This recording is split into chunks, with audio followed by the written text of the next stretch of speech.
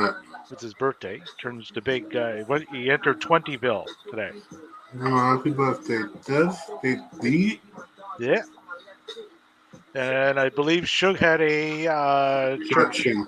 function of some sort. Yeah, church thing. That's right. Shit, man, let's go. Oh, this is the first time for us, isn't it? Yeah. Okay. Oh, we live. We live. All right. We live. We're about to go double platinum in a second because I'm putting my Twitch stream on, so you know what to do, guys. All right. Yeah. Welcome to the Thursday Night Crew Day podcast. We have myself, Davey Callis, as I've been dubbed by Remy.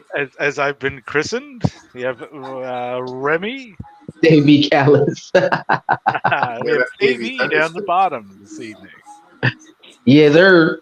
Hey KB, what's going on? Why you got the portrait view on your camera?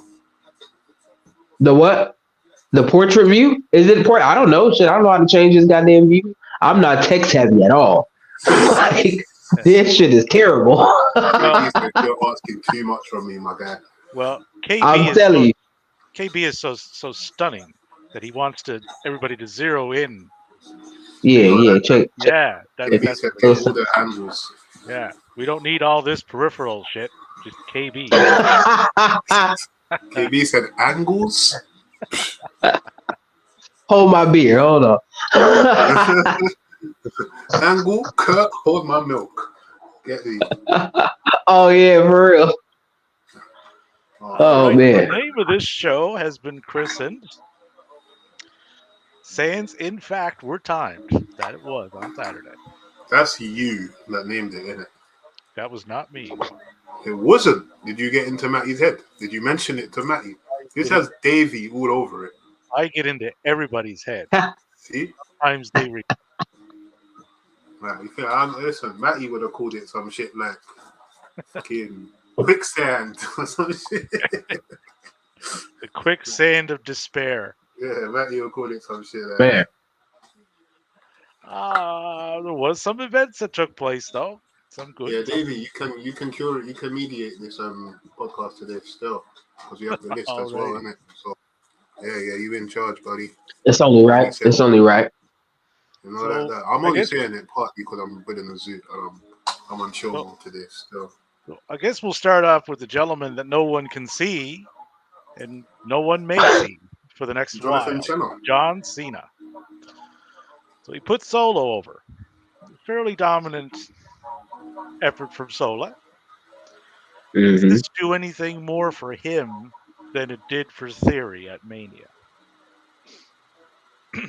I think so. Go on, KB. I think so. I mean, it looked like John didn't really he didn't really fuck with Austin Theory. Like, he didn't like him. He didn't want to put him over. He wasn't selling as much. You know what I'm saying? But with Solo, it was like Solo was killing him dead. Like, he was like. So I think it's gonna be good. Yeah, I think he's gonna be. Yeah. That Theory match was short and bad. Cena was not a fan of Theory. No. I've made it a point to mention. I did the same thing with MJF and the Jay White promo. I don't like one-sided promos in which one person has more leeway than the other to do and say what they want because it's easy to bury the opponent. Yeah. Cena, he's very straightforward. Even like if you used to watch like when he was on Total Belly or whatever the hell it was, he's very black and white. Yeah. That's one thing people don't realize about Cena. And you can tell within his promos what mood he's in, if he respects you or not. Yeah. I feel like he knew that he went too hard on Solo in that promo we did. But I also feel like Cena, and he's mentioned it before, he had a lot of love for Umaga. Do you know what I mean? So I think it's a respect. And also, at this point, as Cena said himself, he knows what he can't do in the ring no more. You know? Yeah, and it shows. Like, he's not nearly the performer he once was. Right? Cena could bust out a 5-star match back in the day. He's not. Yeah. He can't do that now. Yeah. Even taking certain bumps and whatnot. I don't know if you noticed. You don't see Cena take high impact moves no more either. No. Nah, you don't. No, it's all. I mean, he barely does anything. Like, his matches are even the tag matches, like he comes in at the end. Yeah, does his hotspot. And does like 3 moves and gets the pin, and it's a wrap. It's kind of like, okay, we're going here, we're doing this now, okay, and then it's just step by step by step. Well, no, it's more like slow steps. It's more like I'm going for the attitude adjustment. Well, yes, I was going to address that too. That's what it's like. It's like, yes, matches are called in the ring all the time, regardless of promotion. With John Cena, it's not even about knowing them. I like to look for when spots are being called. I don't judge it. I like it because I think it's so subtle. It takes Ray Charles could have seen that being called. Exactly. Yes. Stevie Wonder could too, but Stevie Wonder can see, so you won't get into that. Yeah, I can see clearly now because John Cena's calling a match. Yeah, that was a little much, but I mean the camera caught it. The camera should have cut right away from that and zeroed in on something else. But that's a small little nitpick. But yeah, this should propel Solo ahead. Once again, it'll depend on the booking with him going forward, but he's in the spot to have it done after that match. So, as I like to refer to him affectionately as, it's up to Paul McMahon now. Let's see that name's not getting over, Davey. I have to tell you, it's not banging. It's not clicking, my bro. It looks like an anomaly. That's what it is. There's no ring to it. What do you think makes Omos so much better than any other wrestler in the world right now? Okay, wait. I can answer this. Thanks for coming through, Dan Vickers. Wait. No, I'm gonna answer this. Yeah, I know, Donnie. Oh yeah. All right. Cool. Yeah. Yes. I'm gonna answer this for you. I'll name you one wrestler that Omos is technically safer and better than in the ring. Ray Phoenix. Now, I have proof of this. Do you know how many times Omos has injured somebody in the ring? 0. 0. Do you know how many times he's injured himself in the ring? 0. Do you know how many times Ray Phoenix has injured someone in the ring? More than twice in the last year. Do you know how many times Ray Phoenix has injured himself in the ring? Come on, Dan. Don, you're my new best friend. Remy and Donnie are Homo sapien. We homosexual, bro. How did he get left after the Survivor Series card then? Who, Omos? Omos, yeah. Because he's shit, my bro. He's absolutely been gone for a minute. He is the biggest, most unintimidating guy I've ever seen after what's my man's name? Kurgan. Oh, Kurgan? That's going back. Tall and unintimidating, bro. I see Gene, speaking of tall and Gene Snitsky. You reckon he's back? No, I think that was just a one-off. I haven't seen anything where he's signed yet. So because he's been in NWA, no? Yeah, he has been doing stuff. And he's been active and he looks good as well. And he's still fucking got his build and he's tall. They could do, because there's no monsters in the WWE no more, man. Omos has been doing house shows. That's good for him, man. Stay there. He's beating up on Tozawa.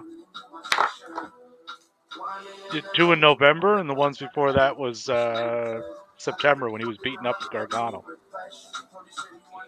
Nah, yeah, he needs that practice. So he needs to keep circulating on the house shows until the thing with Omos is, even though he doesn't have gigantism, he's just a generally tall person. He's very hindered in his mobility, and they try to pass him off as fast and stuff, but he isn't. He's not agile and he's not fast. So instantly, his moveset is very limited. Big Show, up until about 8 years ago, was more mobile in the ring than Omos was. Do you see what I'm saying? And so it's like, it's not his fault. That's one thing I'll say. It's not his fault. And even when I watch his interviews and stuff, he seems like such a bro.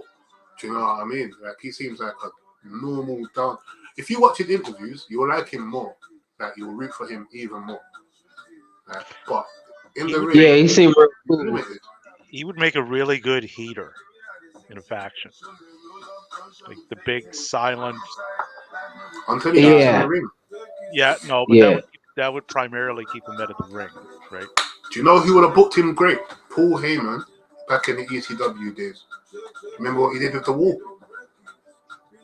The Wall, yeah, big guy, fucking wrestling ability of a mop, right? Heyman just had him as a goodie. He will come out in the middle of a promo and just chokeslam the fuck out of somebody. Crowd goes nuts, and then he leaves. And then when he would have his match, because he's a guy that comes out and chokeslams everyone and the crowd loves it, the crowd cheer for him. So when he's doing his basic moves, they'll pop him after every move, thus making the match in itself look better as well. With Omos, no one cares about anything he does. Bronson Reed, it was it. Right now. Bronson Reed, I think. I see the effort with them putting MVP on him, but even he couldn't save him. Like, because bottom line, Omos is not Bobby Lashley. You know what I mean? So even MVP talking that shit on the mic couldn't put him over, because when he get in the ring, it's like he needs some oil rubbed on him. Like he's real stiff. He's slow. You feel me? It's not. I mean, he looked like he couldn't jump on a curb. It's rough. Well, it's rough. They put him with Seth. They put him with Brock. Still didn't get Davey, no. You gotta let that one marinate. He said, Davey said, almost looks like he couldn't jump onto a curb. Think about that. I want you, Davey, to actually visualize that. Visualize doing it normally, and then visualize somehow failing that. You almost make it, and then your front feet slip off, and then you do a face plant on the sidewalk. Or the very, and that's a long fall. The very front tip of your feet touch the curb, and then you just fall backwards. It's a wrap. That would be even worse. It's a wrap. He's like a dinosaur, so he turns sideways and then hops up to get up. It's mad. Yeah. Snitsky's last match was September 3rd against someone that Alex Kane in MLW. Alex Kane, aka the Crew Day Broski. Yep. Shout out him. You get me? Also, speaking of wrestlers that rate us and want to follow us, gotta give a shout out to the Big Daddy Adriana Mosley. Yeah. Samoan thickness with meat slapper in the ring. Yeah. Meat slapper. 100%. Shout out Shug, shout out Matty, by the way. We had always. We had a banger of a Seth Drew match on that card. Oh yeah. Yeah.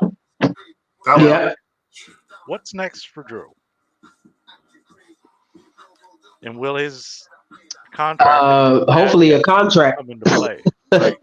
Will that come into play in his booking? Because he hasn't signed yet. And his contract is up. I thought it would with this match. I thought that they was going to throw the belt on him because his contract was upcoming, but they threw me a curveball and he took the L. So I don't know. I honestly can't even think of anything for Drew right now, because I'm already like not really interested. Like the match was good.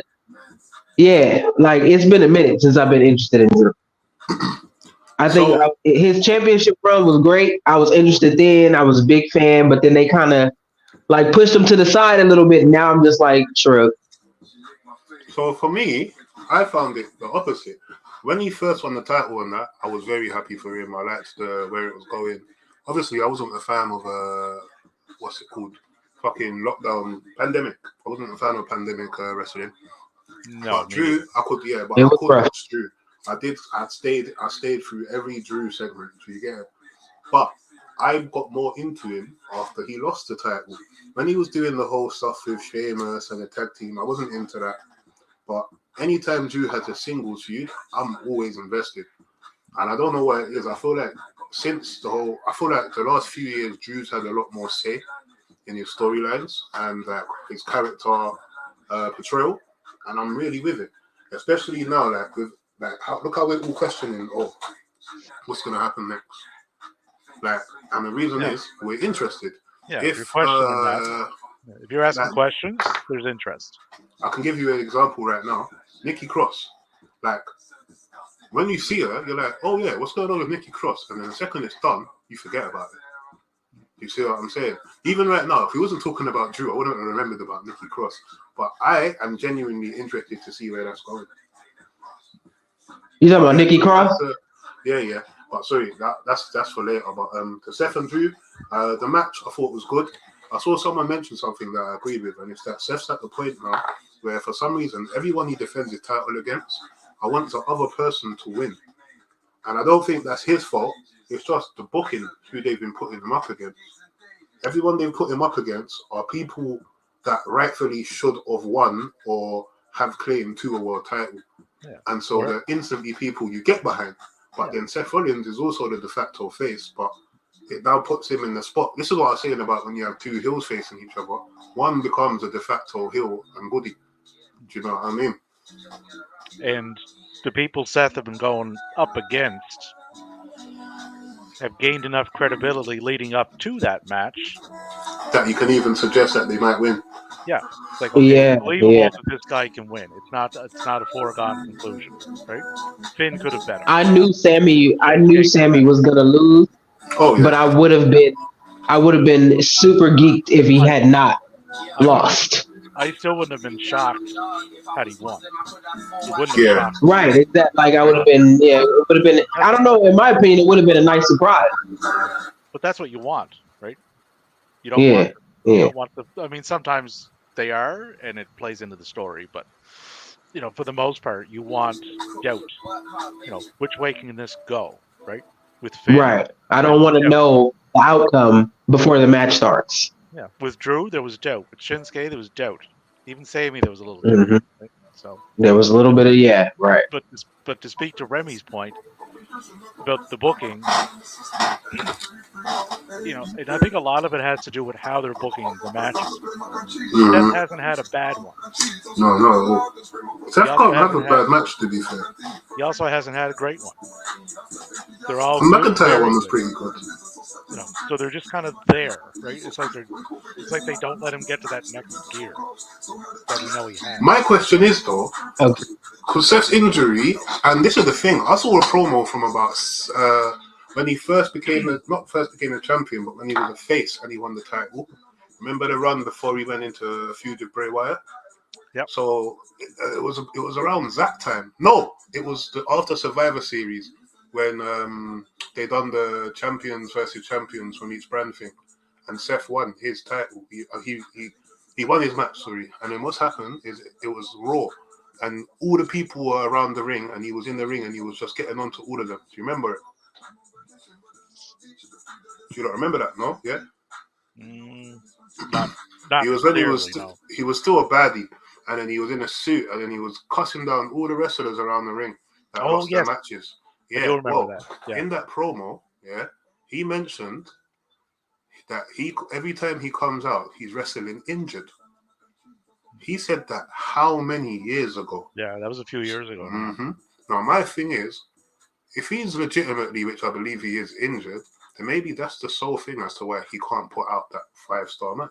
Yeah. Because he's wrestling injured. Now, if you're wrestling with year-old injuries, and you're meant to have surgeries, and you're wrestling to that standard, that instantly just makes me respect you more. But I think that's what hinders him. And don't forget, even when he had the knee injury, when he injured his knee, his whole everything changed. Yeah.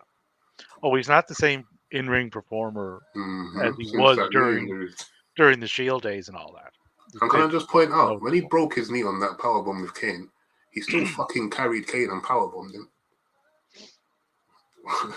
I can't not respect Seth Rollins, man. I can't lie. Oh, I respect the hell out of him. Like, he's an amazing person. I mean, I think everybody don't have no choice. I mean, who's walking around saying, "Oh, Seth Rollins is like shit"? Yeah, I could probably find some tribalists. Yeah, I don't honestly. You probably could. I don't come across that at all. Like, I never see people go to that side of the argument that he is, right? I see people go too far to the other side of the argument, right? Which is understandable. But no, I never see that, which is odd. Like, for a performer, because you generally have somebody somewhere with a bonehead take. Seth is a horrible in-ring worker. It's like, okay, so you don't understand what you're watching then. Perfect. I don't have time to explain it to you either. So who's next for Seth? Well, good question. Done with Drew. Threw Sammy in there. Who we throwing at him next? Well, in the War Games match, Jade Cargill. well, who's on the other side there right now? We got Priest, but he has a briefcase, so he can do that anytime. It's not going to be Dom. Finn has already had his go at it. It's not going to be JD because they haven't built him up. So it's nobody in that match getting that shot. Snitsky, yes, they brought him back for a reason. Bro, I'll be deep for that. This match, as it's set up right now, is 4-on-4. War Games is always 5-on-5. So there's one more on each side. But do you think they're going to fill it? Because they have done 4-on-4s before. No, I think they're going to add one each. Which this could potentially circle back to Drew. Drew has leaned more with heel tendencies lately than face. And I called that from the get-go as well. Right. So it's on record. It's on video. And Judgment Day had been courting him, which has been brought up multiple times by Seth. So does Drew show up with Judgment Day? I see Drew, if he does get involved, goes to Cody's team, and then that's the whole crutch. Oh, is he going to turn on them? Is he going to help them? Yeah, and it could go that way too, yeah. But Drew will be involved in that match. Now, who the other guy is? Carlito. No, it wouldn't be Carlito. Let's throw Lexus King in that man. Oh, Jesus. Now, I'm not finished watching NXT, so I saw that he got involved in a promo with Trick and Mello, so I do want to see that. He attempted to get involved. He just looked so out of place, but I think that's the point. Couldn't find his fucking pocket on his jacket. I saw that. I was going to say he attempted to find his jacket pocket is what he attempted to do and failed. Yeah, you failed to find the pocket. He's making himself a meme, man. Yeah. It's so bad. It's so bad. This had potential with the vignettes leading into it, but the presentation and delivery of him so far is just not it. Right? And we haven't even seen him in a match yet, outside of a couple of minute squash. And that was a bad one too. Yeah. Yeah, the finisher, there's too many moves to it. Yeah. Takes too many steps to get to what you're doing. So that's something that should be addressed too, assuming he has another match. I'm assuming he will. But this gimmick so far is not hit. It's not a good start. No, not a good one. Akira Tozawa. He's going to go up against him. Tozawa. I don't know what. Hey, he didn't do so bad against Shinsuke, man. I was rooting for my boy. I like Tozawa. I always have. But especially in 205 Live, he was a beast. Yep. If they wanted to, right, they would have to shift him away from the character he's currently doing.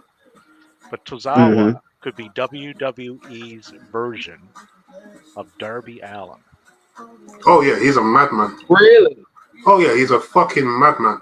He could pull that off with his eyes closed. He also put on like 150 pounds for no reason once, and then just lost it within like 6 months. I'm here for it because I love Darby, so I'm here for anybody that. But KB, if you look at them, they're similar size, similar build. Google Akira Tozawa fat, and you're gonna be like, "What the hell? Who the hell is that?" I promise you. Let me hold on. He's a madman. Yeah, quickly, do that quickly. Akira Tozawa fat. You're gonna be like, "How? What happened?" And he still moved exactly the same. He's a freak. But I would like to see them do something with Tozawa outside of what they're currently doing. I think they're getting there. I think they're trying to make the crowd warm up to him. What the fuck? Crazy, isn't it? It's crazy. He looks like a fat kid. Like the face made him look like a baby. Like what the? That's fucking hilarious. It's crazy, isn't it? See what I'm saying? He's a madman. That's wild. We had a little return at the Sands of Time. Kerry Sane. Oh yeah. Yes. Oh yes. Yeah. I saw some. I love reading wrong dirt sheets. They're like, oh, Kyrie saying it's gonna come back with the Oscar, but Oscar's not booked, so maybe they're gonna put Oscar in the match, and then Kyrie, bro, shut up. They pivoted completely. Oh yeah, I love when they get it wrong. They It's didn't even fantastic. pivot. There just wasn't the plan. Like you just got it wrong. Now, for those that are a little unfamiliar with Carrie and only know her from her last little stint in WWE, I would suggest to go watch some of her stuff over in Japan to get a truer sense of what that woman is capable of in the ring. And to see that zany elbow drop when she hits it and she's in the mood to hit it. Yeah. Because she takes on fucking height. Yeah. She gets way up there, and when she comes down, she's hitting you with, I don't know how much she weighs. It's not a lot, but you're getting all of it. She weighs more than Rio, I tell you that much. Yeah. Oh yeah, well shit. Kids weigh more than Rio. God. Rio's, but the way just to pivot, the way Rio utilizes the fact that she's small in her wrestling moveset is genius. But this She can go. Just opens up the door for some pretty potentially amazing matchups. This is going to be a great segue for you. Yeah, speaking of outside women talent, Mariah May. Yes, May debuted with AEW.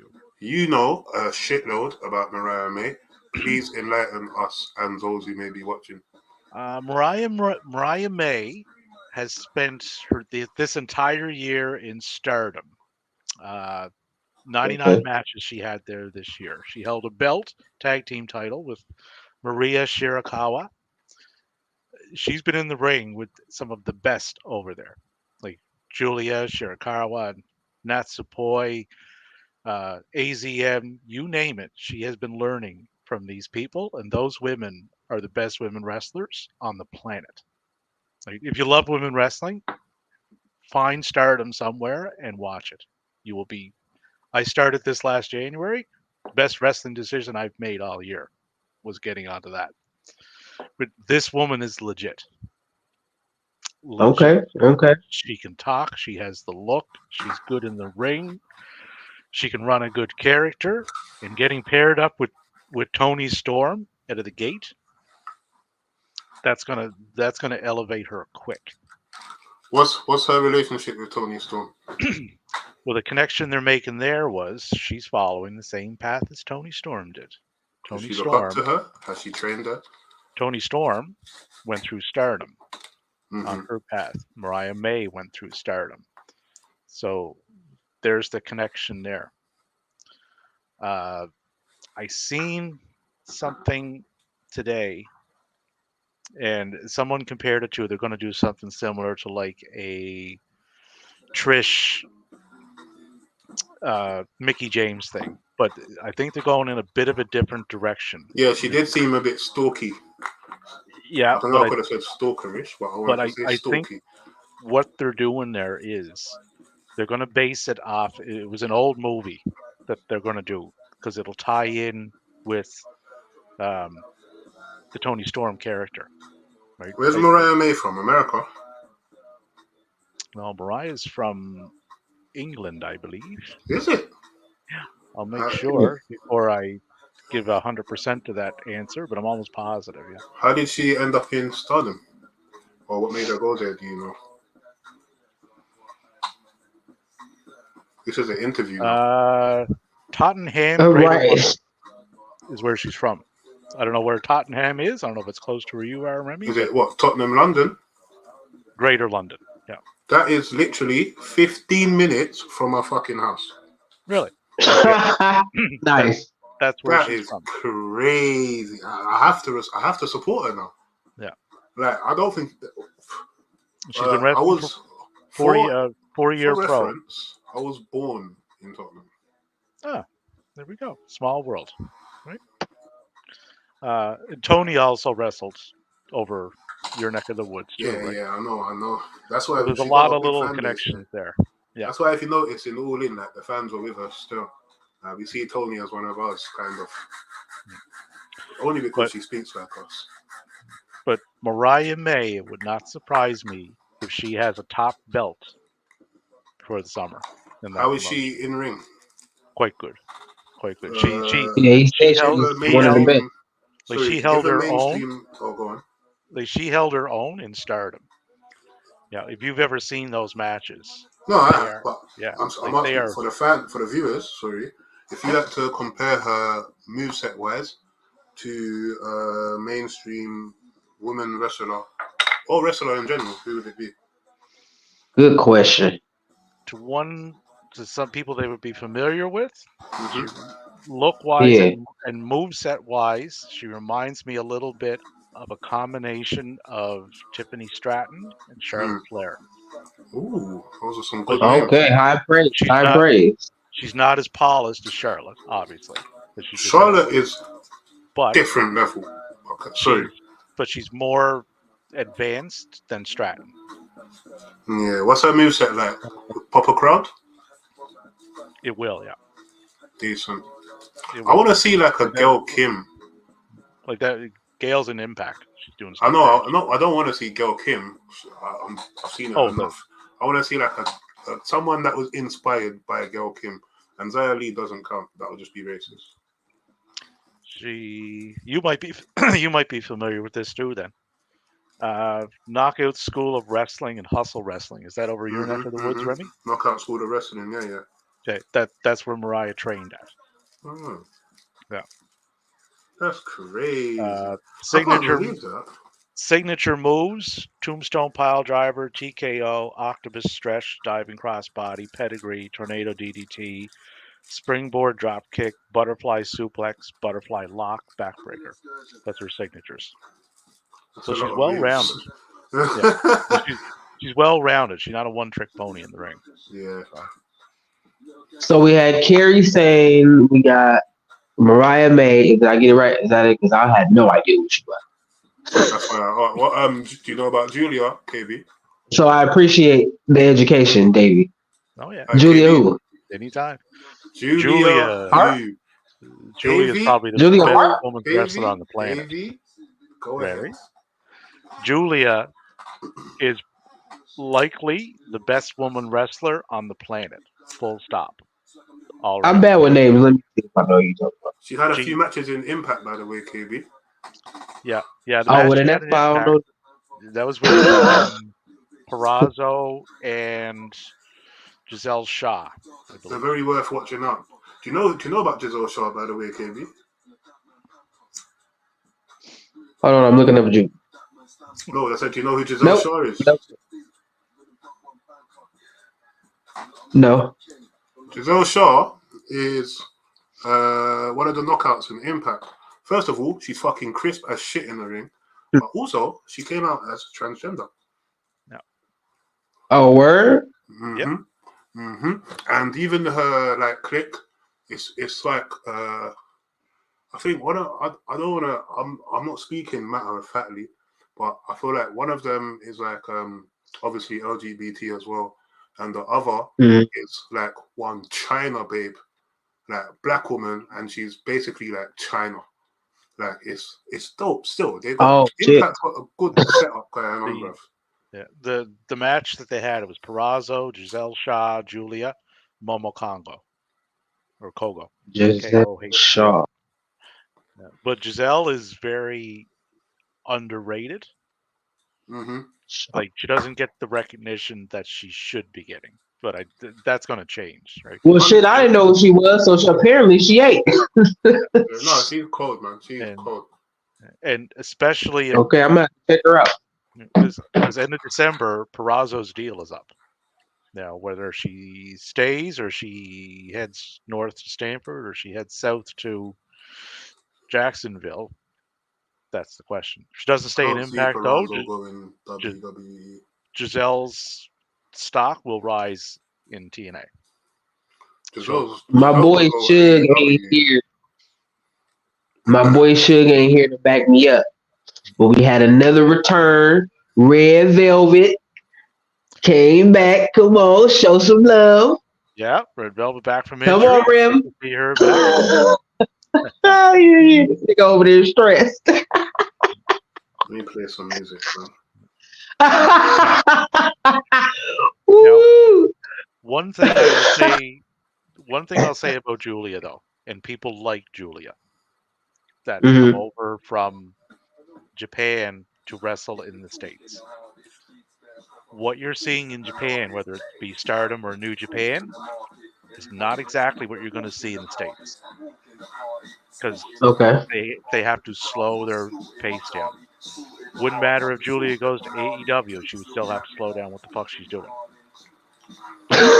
Not so much the strikes. She could still do those, right? Because they do those there, but she would have to slow her style down. If she went to WWE, she would have to slow both down. Oh yeah, I know that. If she hit one of those women, like she hits the women over in Stardom, they wouldn't know what to do. I don't think. They just Nia Jax will slapbox the shit out of her. Are you crazy? Don't get it twisted, Nia. I wouldn't put Nia Jax near her in the fucking ring. Listen, if I were to land Julia, Nia Jax is getting nowhere near her. I'll put that shit straight away. Easy on Nia Jax, man. Easy on Nia Jax. Exactly. I'll book that shit, bro. Nia has a competent match. That'll be a fucking banger of a match. Here's a nice segue while we're on the topic of people I don't fucking like. Logan Paul. Logan Paul is your new U.S. champion. We love you, Nia. Hey, man, did y'all see them fucking pictures he posted, man, with the goddamn belt in the shower and shit? He's so in the bed, man. So fucking God. We didn't need that. We didn't need that, Logan. We didn't need that. If this ever come across you, we didn't need that. Better just go to the factory and get me a new belt. But these things have been done before. It's not groundbreaking stuff. Shawn Michaels. I mean, but we didn't need a repeat. Just Twitter, bro. Yeah, no, I still have no need or desire to see it, but it's been done before. Sammy Guevara did it. The problem is, but this is the thing. Watch this now, and I said this about the NXT poster they used the other day to promote the show, Mandy Rose got fired for having not OnlyFans, but whatever, Yes, she did. Yeah, OnlyFans. They have made NXT sex. Literally every star. No, 1 second. Let me cook, bro. Every single women's wrestler on that show has a look. In a very consistent look. Every single one of them. And I'm not saying it's bad at all. I'm not judging. I'm just stating a fact. Yeah? Oh, no, it's what they... Yeah, that's the consistency that they have. Yes. If that's the case, because Mandy Rose, the pictures apparently what she had up initially, they were like thirst traps.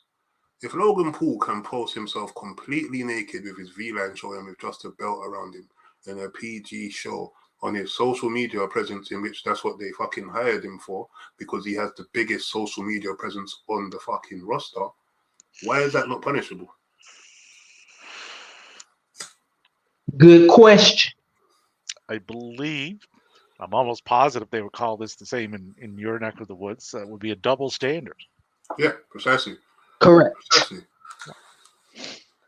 And I am the double standard stabber. King. Yeah. The double standard king. Stabber. I hardly know her. But they did that when Mandy was there. Like, if you looked at Mandy's reign, right? Yeah, they were sexualizing her. Right. It was like soft porn. They were sexualizing her, and then there was like, you're sexualizing yourself. Well, we're not having any of that, especially if we're not getting any part of it. They said, "What are you?" Exactly. Yeah, but Mandy wasn't there for her in-ring technique. Oh, but she was getting fucking crisp though towards the end. She was getting better, but that's not why she was. Oh, 100%, especially when she came in as a blonde bombshell or whatever. Yeah. Some words can get me banned on Twitch, by the way.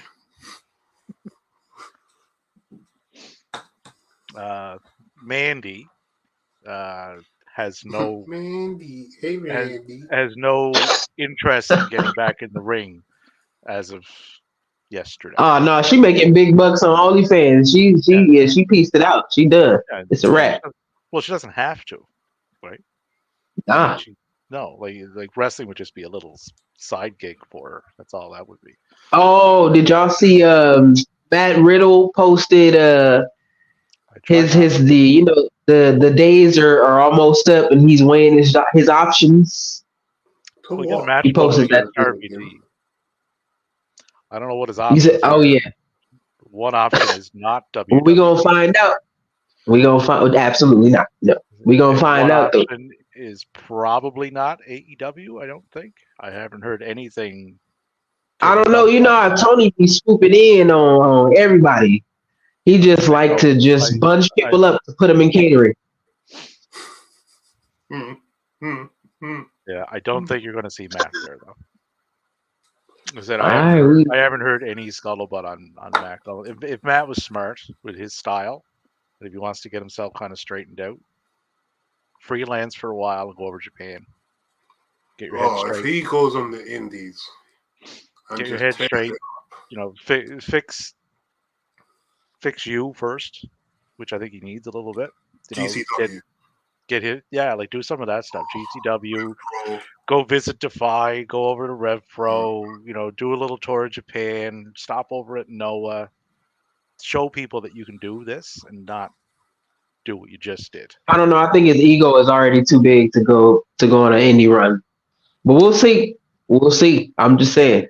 If he got that's what I think. And he goes over to New Japan, they will knock that. They will knock. No, I'm talking about GCW. I'm talking about I don't think he's doing that. Yeah. There's lots of people around that will knock him down a peg. I know they will. Don't listen. I'm a big UFC guy. I'm not gonna let anyone talk on Matt Riddle when it comes to fighting. That man there, could take out 90% of that locker room that he's in. Yeah. I forgot about the UFC shit. He legit wanted to fight Lesnar. Like, he legit wanted to fight Lesnar. Yeah, he was talking big shit. I remember that. I watched that nigga on the Ultimate Fighter. I watched him in the UFC. That man can swing. Even in the independents, bro. What some of the matches where he's just straight up pissed off and kicking the fuck out of people. I remember the first time I seen Matt Riddle outside of in a wrestling ring. Sorry, Davey, do you remember how built he used to be? Yeah. Because he trimmed down in it. Matt Riddle? Yeah. He gained a little weight. He looks like a monster. Yeah, sorry, go on, Davey. So the first match I seen of him, in a wrestling style format, was the one that he had with Ospreay. Mm-hmm. That caught my attention right away. I'm like, holy shit, whoever gets this guy, right? World champion material, right? Exactly. However, that didn't happen, right? His talent was always there, but they booked him in such a fashion that people were just sick of seeing him. The thing is, with NXT, he was being booked perfectly. Yeah, NXT got it. Same with Shinsuke, right? When Shinsuke was in NXT, they got it. Shinsuke was a legend. He was presented as a legend. Yeah, untouchable, like Oscar at the time. Yeah, awesome. I hate how when they transfer over to the main roster, it's like they make them slow down a little bit. Like I don't like they can't wrestle to their full potential. Like I don't dig that. I can tell you why. Watch this now, yeah. And Davey, you might realize this now, yeah. So is that Pepsi? It's an energy drink called Boost. I thought that was a CM Punk rep. No. But where is it? There you go, Boost. But Boost, okay. What am I saying? Sponsor us. So Raid Shadow Legends coming soon. But yeah, no. So the reasoning is here, KB, is initially, don't forget, it was Vince that was in charge. NXT was not Vince's anything. Let's not forget that. He didn't keep tabs on it. Yeah. So what would happen now is you got the main roster. 80% of them have been taught or molded into the WWE way of working. Now you have the NXT guys coming up. they can't now just wrestle their style. They're going to have to adapt to the majority. Eventually, what's going to happen is it will balance out, and then you'll see, like, maybe if Orton's there, Orton might have a match with someone, and it's going to be a methodical pace, etc., etc. But then Gargano might have a match, and it's going to be a. Do you see what I'm saying? But right now, it's it's everyone's been institutionalized. I generally don't. That's a very accurate choice of word. He said everybody's been institutionalized. I think what he means by that is, people have seen things done a certain way for a certain length of time. They figure, okay, this is the way it's done. They don't know anything. Right. You're going to go on the main roster and emulate what you see such that makes people on the main roster last on the main roster. You're going to look at The Miz and see he's been there for 12 years and he's been at the mid or top of the main card. And you're going to be like, what does he do? I get that. I get that. Slow as shit. So, okay, I can do double moonsaults. I can do fucking tope coneros and all that. But what I can do instead of doing 4 of them is just do 1 and spread it out. Or you can be John Moxley and be fucking miserable every goddamn night because you can't wrestle to your full potential. Moxley is pissed off all the time, forever. His book was so angry. His promo Wednesday was very on point. It's like you don't. Yeah. I'm going to beat the piss out of you, and I believe that. Fact. Yeah, it's gonna be. I believe that. Davey, what have I been saying since Moxley got injured? I've been looking forward to what? Moxley coming when he come get the belt back. Yeah. Exactly, and I said the match is gonna be a mauling. Whoever it is, his first match back is going to be a fucking mauling because John Orange wants a vacation, but Moxley is never allowed a vacation ever. I don't think he wants one, to be honest. I don't either. I think, again, he's institutionalized. The guy's working a major match at Full Gear, and he's in a major storyline in New Japan at the same time. Mm-hmm. He got a match now with. They try to put Finley in there like anyone gives a fuck. I could have done without. I could have done without David Finlay being in that match. For those that haven't heard, Wrestle Kingdom, which is January 4th, the belt that Will Ospreay has, that was destroyed by David Finlay. Also, the belt that Moxley had. Moxley held that belt previously. So David Finlay destroyed the two of them with a big rubber sledgehammer. So the match for a brand new belt at Wrestle Kingdom will be Will Ospreay, whose contract is up in January, against John Moxley, against David Finlay for the new title. Well, is it versus Ospreay and Finlay, or is it Ospreay or Finlay? No, it's a 3-way. I have to have a qualification match. That is it's a 3-way at Wrestle Kingdom.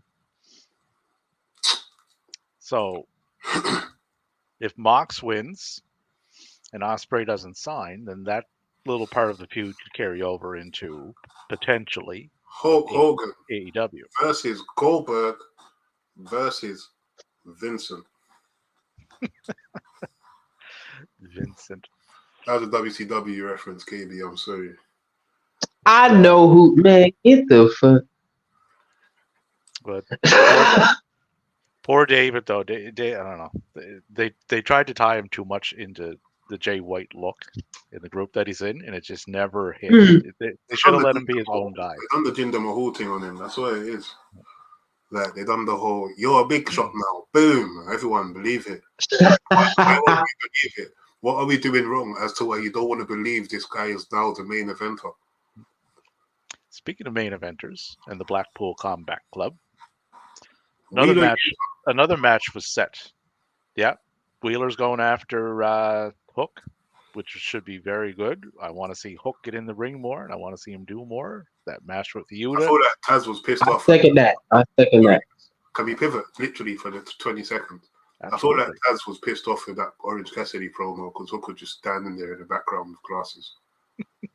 He probably was. Because he put up a tweet about that management and people seeing other people differently and so on and so forth. It was very vague, but it was also very convenient and coincidental.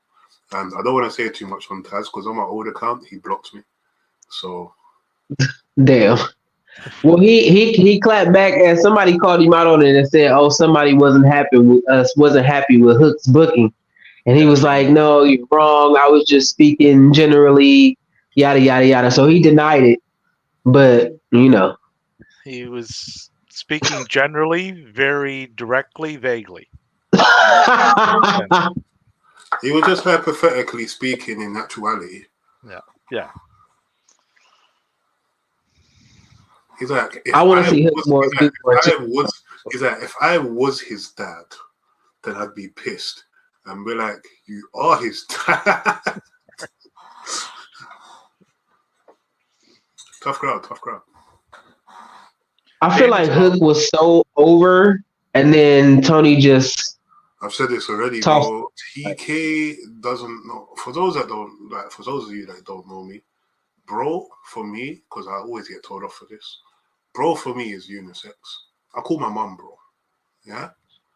So, every time I'm tweeting, you see me bro someone, like, I get all the fucking time. I don't know. Maybe it's a London thing.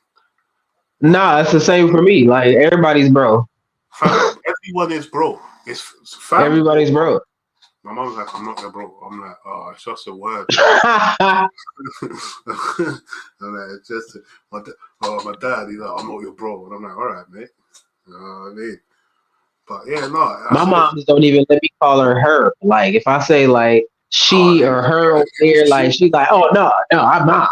I'm like, I mean, like, it's literally only me, you, and the person I was speaking to. Like, I just mentioned your name 4 times. Did you want me to say it again? Like, sorry, Davey. It's absurd. It's absurd. No, I just seen a match announcement got my attention there. Motor City Machine Guns. Oh, well, who is? Motor City Machine Guns, December 9th at Final Resolution against Josh Alexander and Zack Sabre Jr. Fucking hell. That's going to be a good match. Okay. Yeah, that's gonna cook. You know what else is going to cook? We know how that get out. Round 3 of the Okada-Danielson match, which is taking place in Tokyo. I have to say something about AEW's doctors. They seem very fucking slapdash. They knew Daniel Bryan had an orbital bone issue and let him have the match. Yep. They've flipped it over into a storyline. Mm-hmm. As I said, they would do.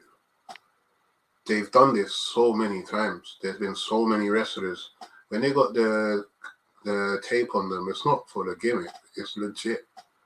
Fucking Ray Phoenix picking people up and hurting his back from that stage dive he did that concussed Moxley. That's legit. Why are you letting them wrestle?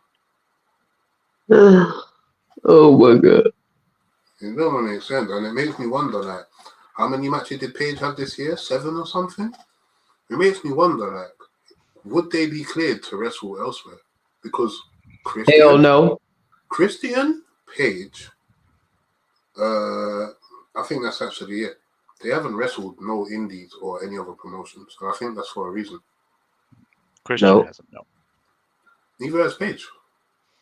No, Page is not. Yeah. And I think that's for a reason.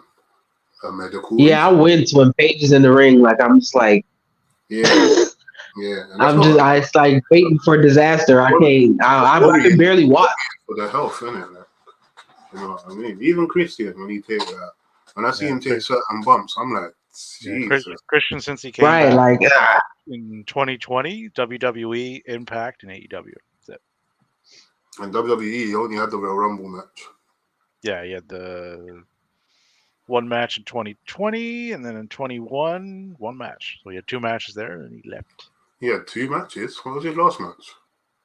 And he had 5 matches in Impact in 21. What was his last match? Hey, man. Last match. Let's see here. So in 2020, it was a Monday Night Raw. Orton defeated Christian in 1 minute. Oh, that wasn't a match. That was they just beat him up. That was they literally just beat him up as if to say he was on the injured reserve list. Yeah. And then his match in 21 was the Rumble. That was it. That was it. And then he was the big signing that everybody shit on. Look at him now. Everyone's favorite father figure, Christian. Yeah, for real. Hey man, AEW Dynamite was fire last night. I enjoyed it from start to finish, except maybe the Sting match. I wouldn't. They did Sting match was just let's get you in the ring and get you some work, so you're not. Yeah, they got to keep the ring rust off. Yeah, that's all that was. Oh, okay, all right. Well, okay, we good. I'm basically a retirement tour, so it's also a last time for the fans in attendance to see him wrestle. Yeah. And I think they said that was the first time he was there since 88. 1988. Damn. That's probably before before Remy and KB were born. Yep. I would guess. 5 years before I was born. I was 18. Yeah. Damn. Damn. 18. I believe Sting I believe Sting has a match on Rampage this week too, if I'm not mistaken. Okay, well, I get making sure he fresh and everything for his last match. I get that, but aside from that, as a fan over here, AEW was good job, Tony. Good job. Ric Flair he's on a poster. Yes. For AEW front and center. Oh. Yeah. What is going on? I saw that shit. Well, I'm no big Ric Flair fan now. I was back in the day. Not as much now. Why not? I get why they did that because of where the show is, but it was going to draw backlash. Of course it was. Shows in Charlotte. They didn't have to have him that big. The show was in Charlotte, I believe. Charlotte, North Carolina. So, that's Ric Flair country. That's where he made his bread and butter back in the day, right? It's only gonna be political, man. It's just, I don't know. Honestly, on the whole Rick thing, I'll be glad when it's all said and done and he's no longer an option to be on screen. Didn't he say something about I concur. Have a match? Didn't he say if he had a match with MJF? He said if he had a match with MJF, like it'll be a 5-star match. And MJF was like, I'd love to bury you 6 feet under or some shit. And that's the other reason I don't want him around very long. MJF literally said, I would love to kill you. Yo, my bro, what's going on? Safe for coming through, man. Guys, this is my brother Yells. He is Handsome B's broski. Welcome. What's good? This is the one I was telling you that does the WWE 2K streams with the made up roster and whatnot. This is him still. Ah. Yeah. Can I request my own wrestler? Yells? I want to be Brutus Beefcake.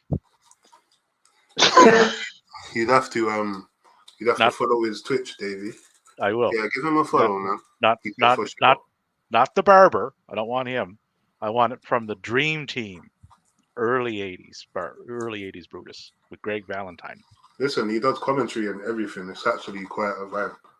Like I go in there and I'm like, yo, and then I just sit there and watch. Do you know what I mean? But yeah, man, what's going on, my bro? What would you like, the booty man? and can we talk for a moment on the absolute supremeness that Swerve Strickland has been turning himself into in the last 6 months? I mean, he was good before that. I'm not knocking what he did before that, but in the last 6 months, my God, Like Fire. The aura that man has on the screen, whether he's in the ring or not, right? Like he has got it. He has figured it out. He has got. By the time 2024 is over, if they don't have a world title around his waist, that is a huge missed opportunity. It's super fun. Yeah.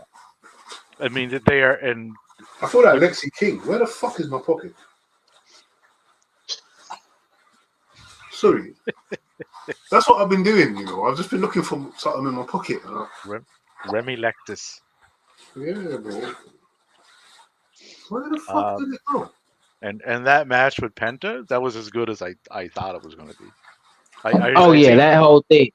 I see one guy on the line is like, that has to be a match of the year contender. It's like, okay, let's slow down. It was just as great as I expected when I saw the fucking poster for it, and then putting Hangman coming out at the end, the icing on the cake, chef's kiss. You're a dead man. Yeah. Oh yeah, he was. I mean, the Academy Award goes too because he looked deranged. Like he worked on that shit. If you weren't pumped up for that match at Full Gear prior to Wednesday, after seeing that, you are now. You would have to be. Absolutely. So fucking good, bro. Yeah. Like, so good. So, I don't think people understand. He's been consistently good from Lucha Underground days, man. Like, he is a beast.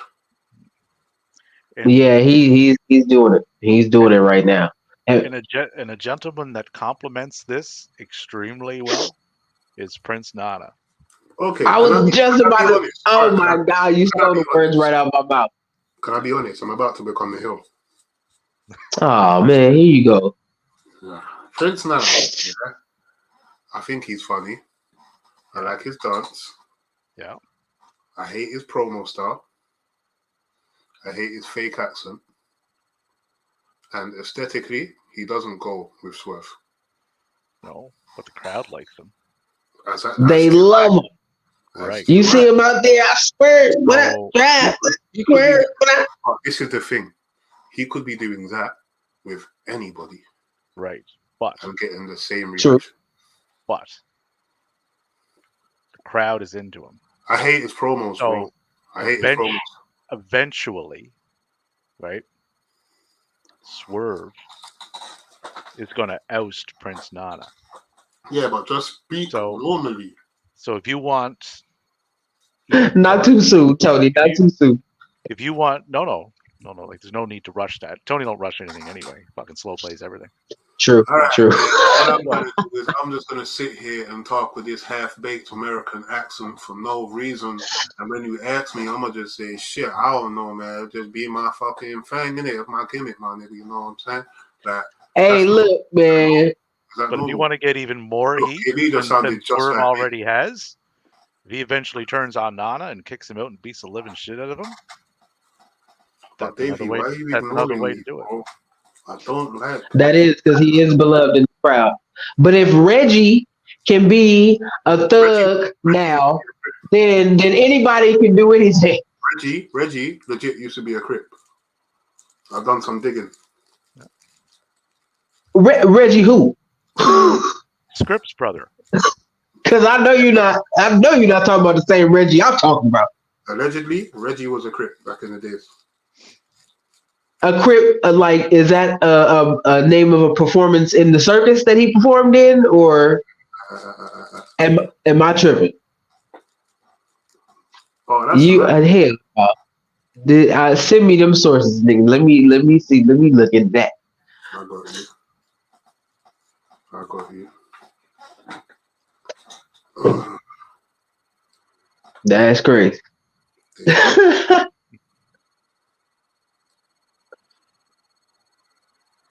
Reggie Bush, what the fuck? Davey, where you going, lad?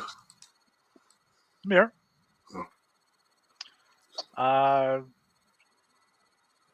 We gotta talk about the Samoa Joe thing because it was like all over I had Twitter and everything. Like everybody was talking about it.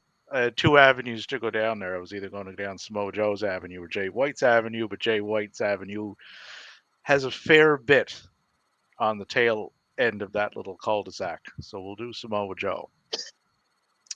Gotta talk about it. It was the hot topic last night. It was. Yeah, me and Joe was getting into it.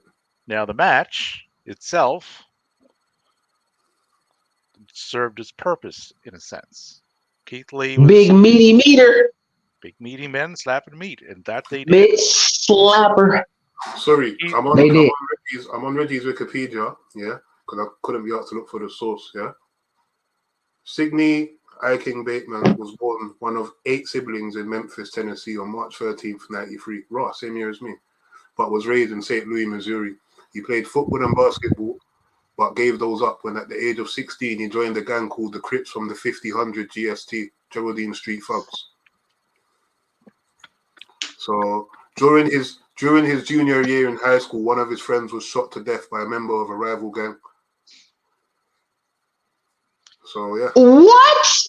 Reggie's legit, B. So he went from So he went from the Crips to Circus Soleil to Scripps. Right. To the WWA. Yeah. Hey, my boy need to write a book immediately. Immediately. And apparently his friend died in his hands as well. Legit. The one that watched. That's wild. Shit, I respect Reg, my bad brother. But that's why they say you don't judge people by the way they look, innit? Yeah. Nah, I ain't never associated a gangster with the circus, so you know it's right. Don't judge the book. You right. Shame on me. Shame on me. Hey, Reg, my bad. Respect to you, my brother. My bad, my bad, big dog. But no, when I saw that, I had to look that up immediately. Because because what? No, not the Booty Man. I don't want the Zodiac. I don't want the man with no name. I want Dream. 7. I want 7 just had an anniversary the other day. If you tweet Dustin Rhodes about the character 7, he'll block you. I don't blame him. That was bad. That was bad. OSW noticed. OSW put that out still. Yeah, that was bad. 7 was bad. Bad. Back to Samoa Joe though. Yeah. What were you saying, Davey? That would be his name, Samoa Joe though. Crazy. So as Zack Sabre Jr. referred to him, Samoa Joseph. That's what I called him. Samoa. So Keith Lee was gone for a bit off any major angles on TV. This was a good show, good showing for him to kind of put him back on the map, I think. And it was his birthday. And it was his birthday, yeah. So I was like, okay, Keith Lee's back. That's the Keith Lee we remember. That's the impression I got of that match. And happy birthday. Now the ending of it, he didn't tap. He wasn't pinned. It was a referee stoppage. So that leaves that door open. Right. Mm-hmm. Now, the very ending, Joe relinquished the belt. So the ROH TV title, this is not the world title, TV title, is now vacant. So the scuttlebutt was, why didn't you just have Keith Lee win the belt? And I have the answer right here. Right here. I don't know if I pointed in the right direction. Probably not. Yeah, you have. That's literally what the convo was. And I have the answer right here, sir. So, Samoa Joseph has been undefeated this entire fucking year. Yep. Yeah? Mm-hmm. Yep. Samoa Joseph has defended his title a shitload of times. Now, granted, he hasn't been on Ring of Honor TV in about 2 months. Yeah? But what he has done in them 2 months, have defended that Ring of Honor title in fucking banging matches. Yeah? Yeah. Now, people are saying, oh, if you want to be the best, don't you want all the titles? Yeah, but what you don't want to do is fucking hold hostage a title. If Samoa Joe, first of all, we want him to look strong. How are you going to make someone lose a title right before they're about to go and defend, try and win the main title? If they couldn't defend the lesser title, how are they meant to be expected to win the main title when they literally just lost their title, let alone losing a match before the fucking pay-per-view. That don't make sense, especially when he's been undefeated. If Keith Lee beats Samoa Joe, then that means by rights, MJF should have no problem beating Samoa Joe because MJF is the best wrestler in the world right now because he's the world champion. That's how logic works in wrestling terms. Do you get it? Here's the second thing now. Samoa Joseph, yeah? If he was to win both the titles, do you know what happens? How does he defend, or how does he lose the Ring of Honor TV title without first losing the main title? He can't. It's literally, it would make no sense. Do you get it? If you're the world champion of the company that runs, you're the TV champion, and of that, you are the world champion of the company that owns the belt that you're the TV champion of. You can't defend that title, but you're expected to continue defending your world title. It makes no sense. So the only opposite would be Samoa Joe going on a never-ending losing streak until he loses the world title, which then frees him up to lose the TV title. I rest my case.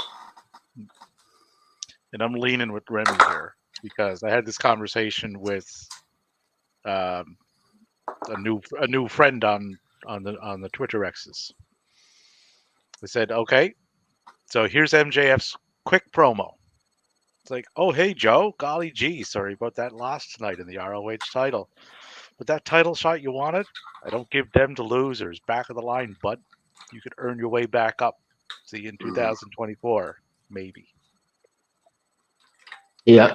That's how easy. Probably would win something like that. Mm-hmm. That's how easy you can discredit him being viable to go for that belt. But why which is likely being at World's End, I would say. But why have Joe lose? Yeah.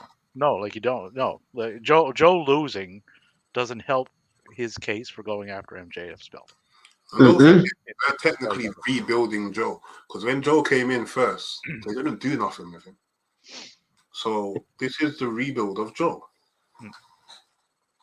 When Suge first told me what happened, my initial reaction was like, "Well, that's stupid. Why didn't Keith Lee just win?" But when I actually watched it, I liked it. I loved it because I mean it increases the doubt that he would be the one to dethrone MJF. Like he looked, he's been defending the title for a year. He had prior to that been a little injury prone, so he showed that his body is ready. He still got it on the mic. I mean, right. Samoa Joe is one of the top 10, and he's not 10 on the mic, so he looked ready. And what KB is doing here, I don't know if he inadvertently or not. You are essentially laying out, if Keith Lee is the next title holder, the exact game plan that they did for Samoa Joe that they can now do for Keith Lee. You're a little injury prone. You're a really good guy in the ring. You're well respected. You're well liked. Go defend this title, right? Go pump up ROH. We'll give you a nice long run. You can show up on AEW TV.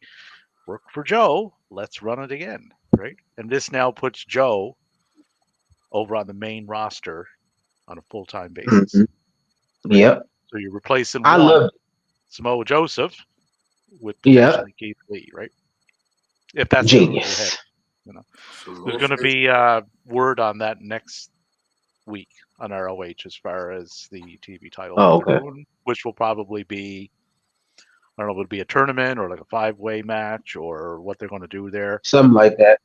Could be at this pay-per-view or could be at the Ring of Honor pay-per-view in December. Final Battle be one of them. Final Battle would make more sense, where it's a Ring of Honor belt.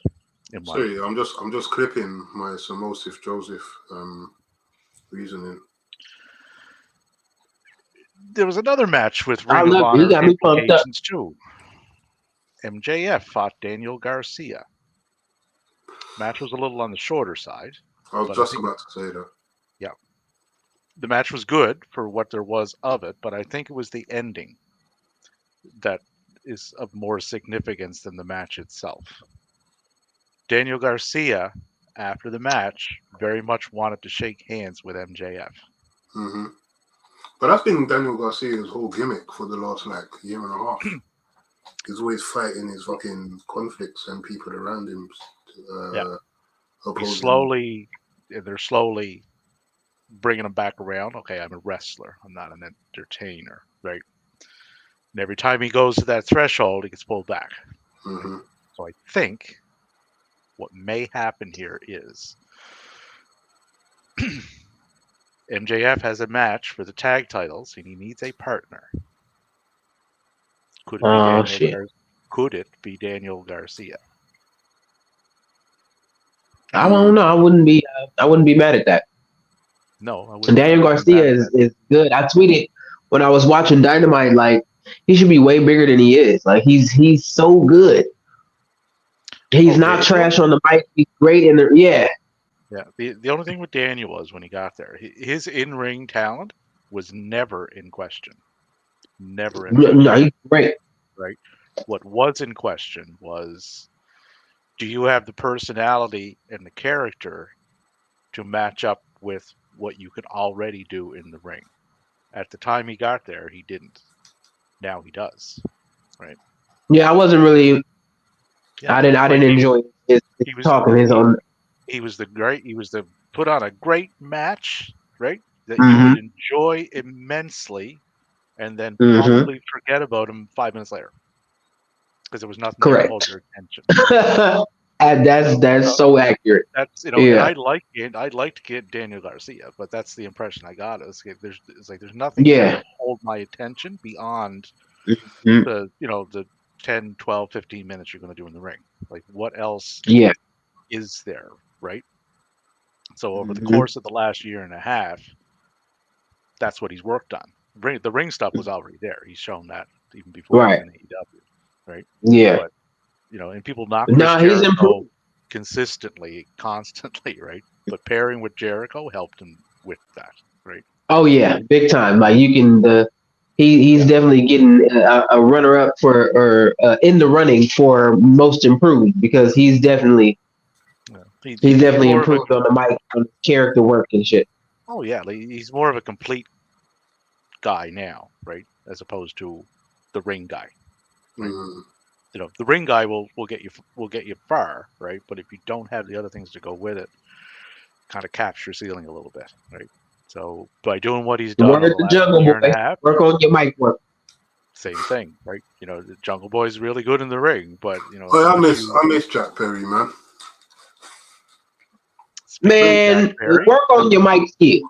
I hope he's been working on it while he was gone. I think that was a very nice. I don't know if you meant to, but segue. No, you know where I'm going. You know where I'm going now. The Jay White Mark Briscoe match.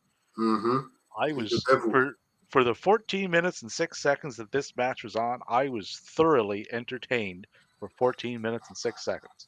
So I'm going to be a heel here. Oh fuck! People are going to hate me, man. I'm not a fan of Mark Briscoe's ring work as a single star. It's different. Like, it don't bother me. Yeah, like it's not.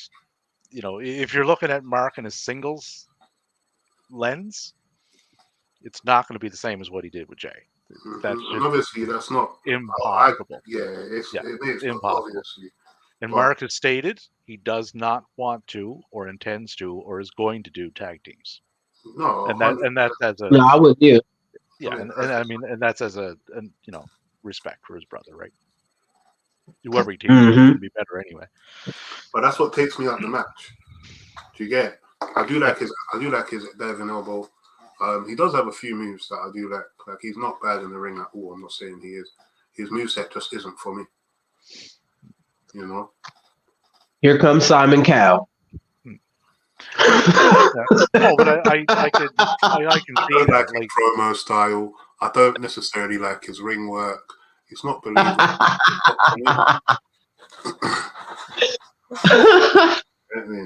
The damn British man, Simon Cowell, Jimmy, Ricky Gervais. Good Lord, Basil Fawlty. Like, I'm the best one though. I'm the best Brit.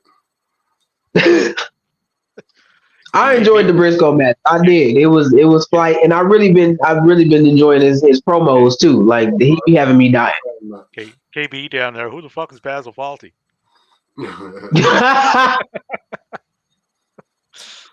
KB's like, do you mean David Beckham? Go look up on the YouTubes Fawlty Towers. You will laugh your ass off. Yeah, Fawlty Towers. John Cleese is in it. John is the main character. But I enjoyed that match. Like it was, Jay White. It's hard not to really like his matches. I think he's amazing. Did you know what I loved? Yeah, when he feigned going over the top rope and hurting his knee, so the Gun Club could kick the shit out of my man. Yeah. Like he's just on the little things. Mm-hmm. And the best part is, as you said, on the little things. Even though it went to commercial break, when he got up after pretending his knee hurt, you know what he did? He limped to the ropes to go outside.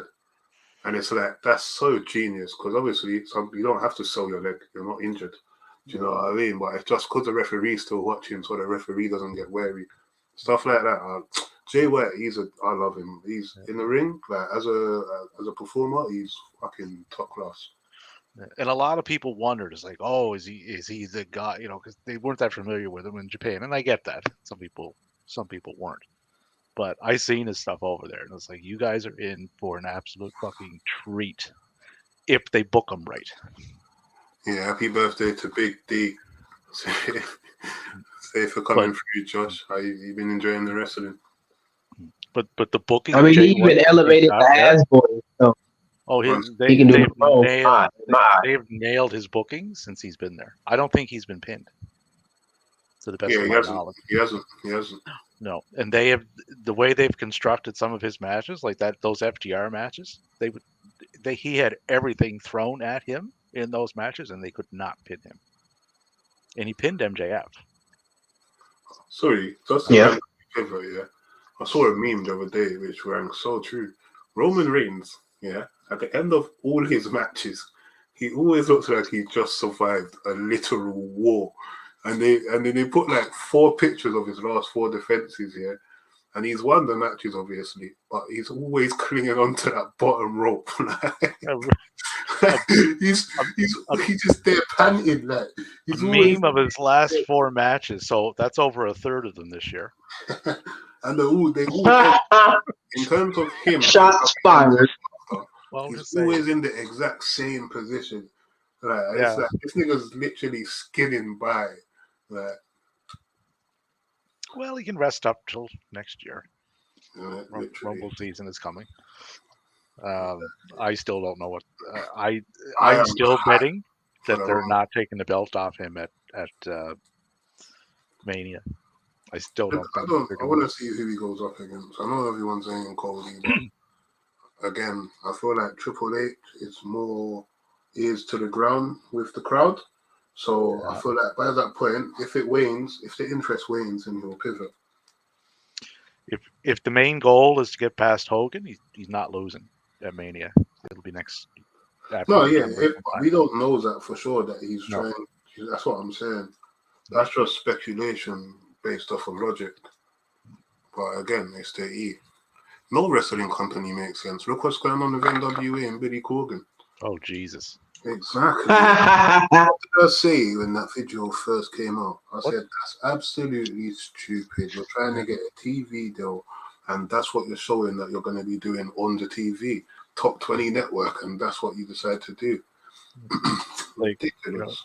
What's the most effective way to shoot myself in the foot and cause the most damage? Oh, coke scene? Okay, fine. Let's do that then. Man, what are you thinking? What are you thinking? It's crazy. And then there's allegedly he does that. He has like favorites. There's a lot of nepotism going on over there. He makes his wrestlers prove themselves to him via loyalty challenges and shit. It's weird. Like this. What the fuck? Like this could be, I don't know if it's a death knell for NWA, but it has set them back considerably because they're not getting. I heard Salad is pissed. Yeah, like they're not getting the deal with CW. That's done. They've been told to only show them on the app for the foreseeable future as well. I would be surprised if they even get that with WWE on the network, because they love their exclusivity, right? We're on here. We don't want anybody else. Speaking of these companies, they're so fucking petty. Speaking of these companies going through politics, MLW and Court Bauer right now, they've also got a shitload of things happening. Allegedly, Court Bauer is not letting wrestlers out their contracts. He's hired certain wrestlers, manipulated. There was one wrestler that came out and basically they urged him to sign a contract, but he didn't really speak English at the time, so he didn't know what he was signing. But they've basically had him there and they've not used him in over 17 months. There's a few wrestlers trying to get out of their contracts and he's not letting them. But Davey, correct me if I'm wrong, was there not controversy with Court Bauer back in the early 2000s? He's always had things circling him, yeah. But there was one in particular. 1 second. I'm not gonna speculate. I want to get it right. Yeah, there's no scuttlebutt going around about MLD going under or anything. So I don't think they'll go under. I just know there's a lot of shit. And this is just speculation on my part. It's not based on anything I've heard or anything, but there's more chance of NWA going under than there is MLW. 100%. If that is to happen, obviously you don't want any company to go under. Or if they don't go up, or if they don't go under, someone gobbles them up. It would only be 2 that could do it. I don't think. Honestly, I wouldn't want to see Tony do it. I could see WWE just absorbing it, picking the bones and putting everything on the library. Yeah. Because they got Aldis there. Aldis was a champion there for over 1,000 days. Like they have connections. So, but that's a kind of story in progress. That one, see how that plays out. But it ain't going to play out on any major TV deal for them. Not after that. That's done. All right, guys. It was Arez and Aramis are the ones in question. I'm gonna quickly go warm my food because I have a migraine coming on. So give me like 3 minutes, 5 minutes. Oh yeah, KB and I'll chat. All right. Do your thing. Yeah, we got this. All right, KB. So we have pretty much the Survivor Series card set, I think. Okay. Like I said, we touched on the War Games match: Cody Rhodes, Jey Uso, Sami Zayn, Seth Rollins versus the Judgment Day, which comprised. I'm looking forward to that one. Looking forward to that. Yeah, I wish they would put a lid on top of the cage, because that's how it was initially done. Back when Cody's father, Dusty. Did you know? Dusty was. Dusty was Cody's dad? Yeah, I know Dusty. Yeah. I heard a rumor of that. Yeah, my folks watch wrestling and stuff, so they put me on to all the old school. But I wish they would put a top on the cage, so similar to like they do. It's a top on it at AEW, right? There is, yeah. Yeah. I prefer that as well. So it just gives more credence to the fact of, you're going to war, you can't get in, nobody can get in, and no one can get out. Settle it. Exactly. Not that people haven't gotten in with a lid on it before, but still. Yeah. It adds to the story that you can't, right? Right. Yes, it's more realistic that you can't get out. You climb over the fence. Yeah, because who's going to be circling around the ring with Judgment Day, which would be Rhea. Oh, shit, that's right. Can't forget about mommy. Always on top. So if there's no top on us, Rhea could get in it, right? Now, Rhea's not going to, significantly mix it up with any of the guys. They don't really do that. No. I wish they would. But it opens the door to, let's have a bit of an overbooked finish that we don't need. It's an avenue they visited quite often, especially with Roman matches. Which we touched on there before, right? Just do the match, right? You got enough talent there Right. Just about 28,000 pounds. Yeah.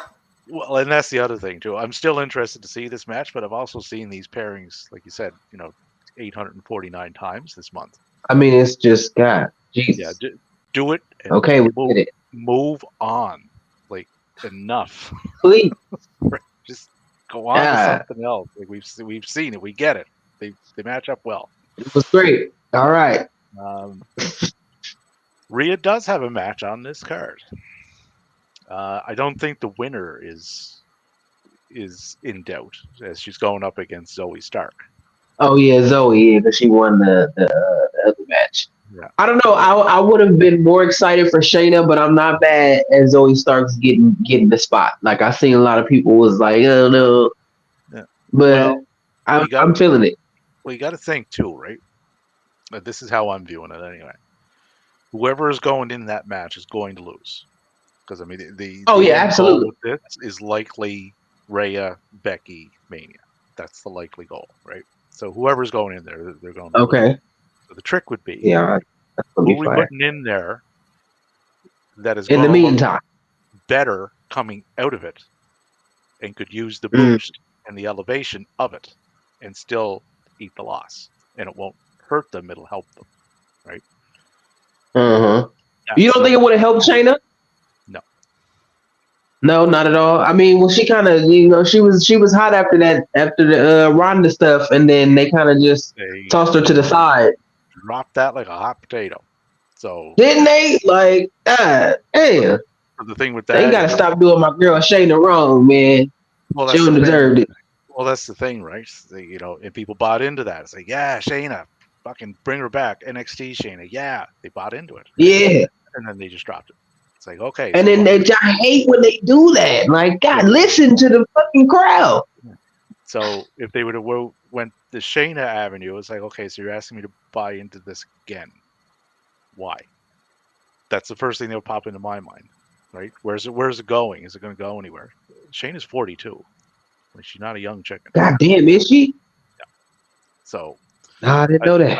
I think they're better off. They already did Raquel to death in her back. That's not really going anywhere. It's not even. No, and Nia, I don't think. Some people like Remy would want to see that. I don't think the match would be over. I absolutely would not have wanted to see that. I wouldn't have wanted to see Nia take that L. So I was happy that she didn't get the win. But like I said, I'm satisfied with Zoe Starks. I think I enjoy her. I like her. And they brought her in right when she was working with Trish. So yeah. Kind of cooled off on that a little bit afterwards too, right? Yeah. Zoe hasn't been on the main roster long enough to have a lot of preconceived notions of what she is there, right? She's still developing. So I think this was absolutely the right call, right? Because Zoe is legit in the ring. We've seen that on the show, right? She was the star of that match. Like, she was everywhere. Yeah, she was everywhere. Yeah, she pumped some energy in it that I think we would have yearned for had she not been in the match. In her promos, I've noticed, and this is something I kind of look for in promos, right?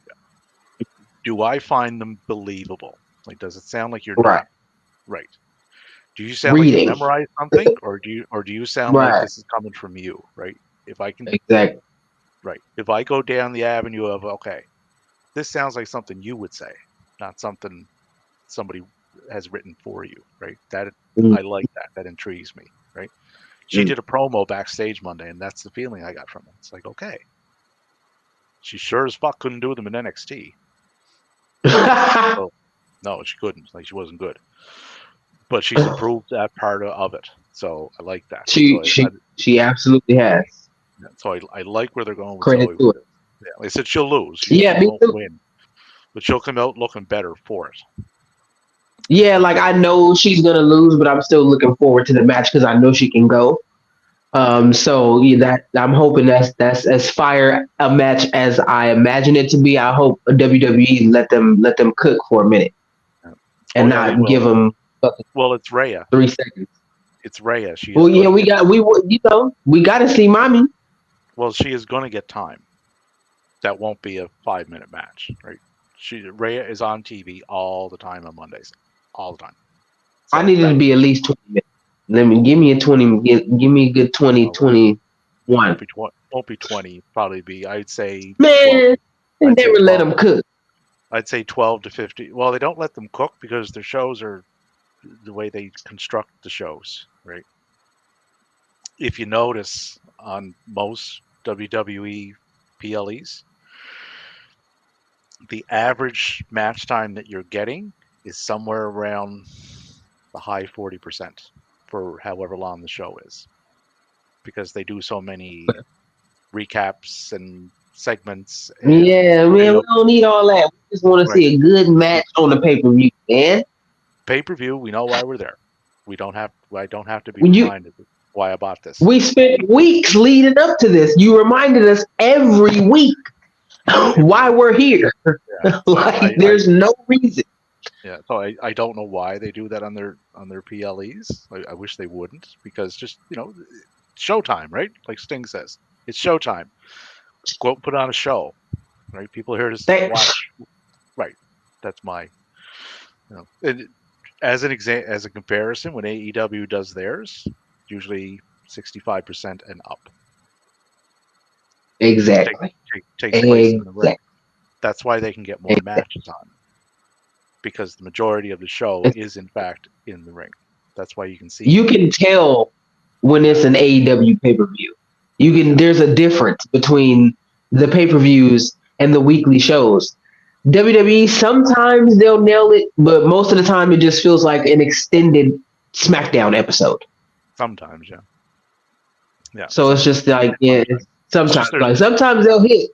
Yeah, it's just but then other times, it's just their splits are different in how they present what they're doing, right?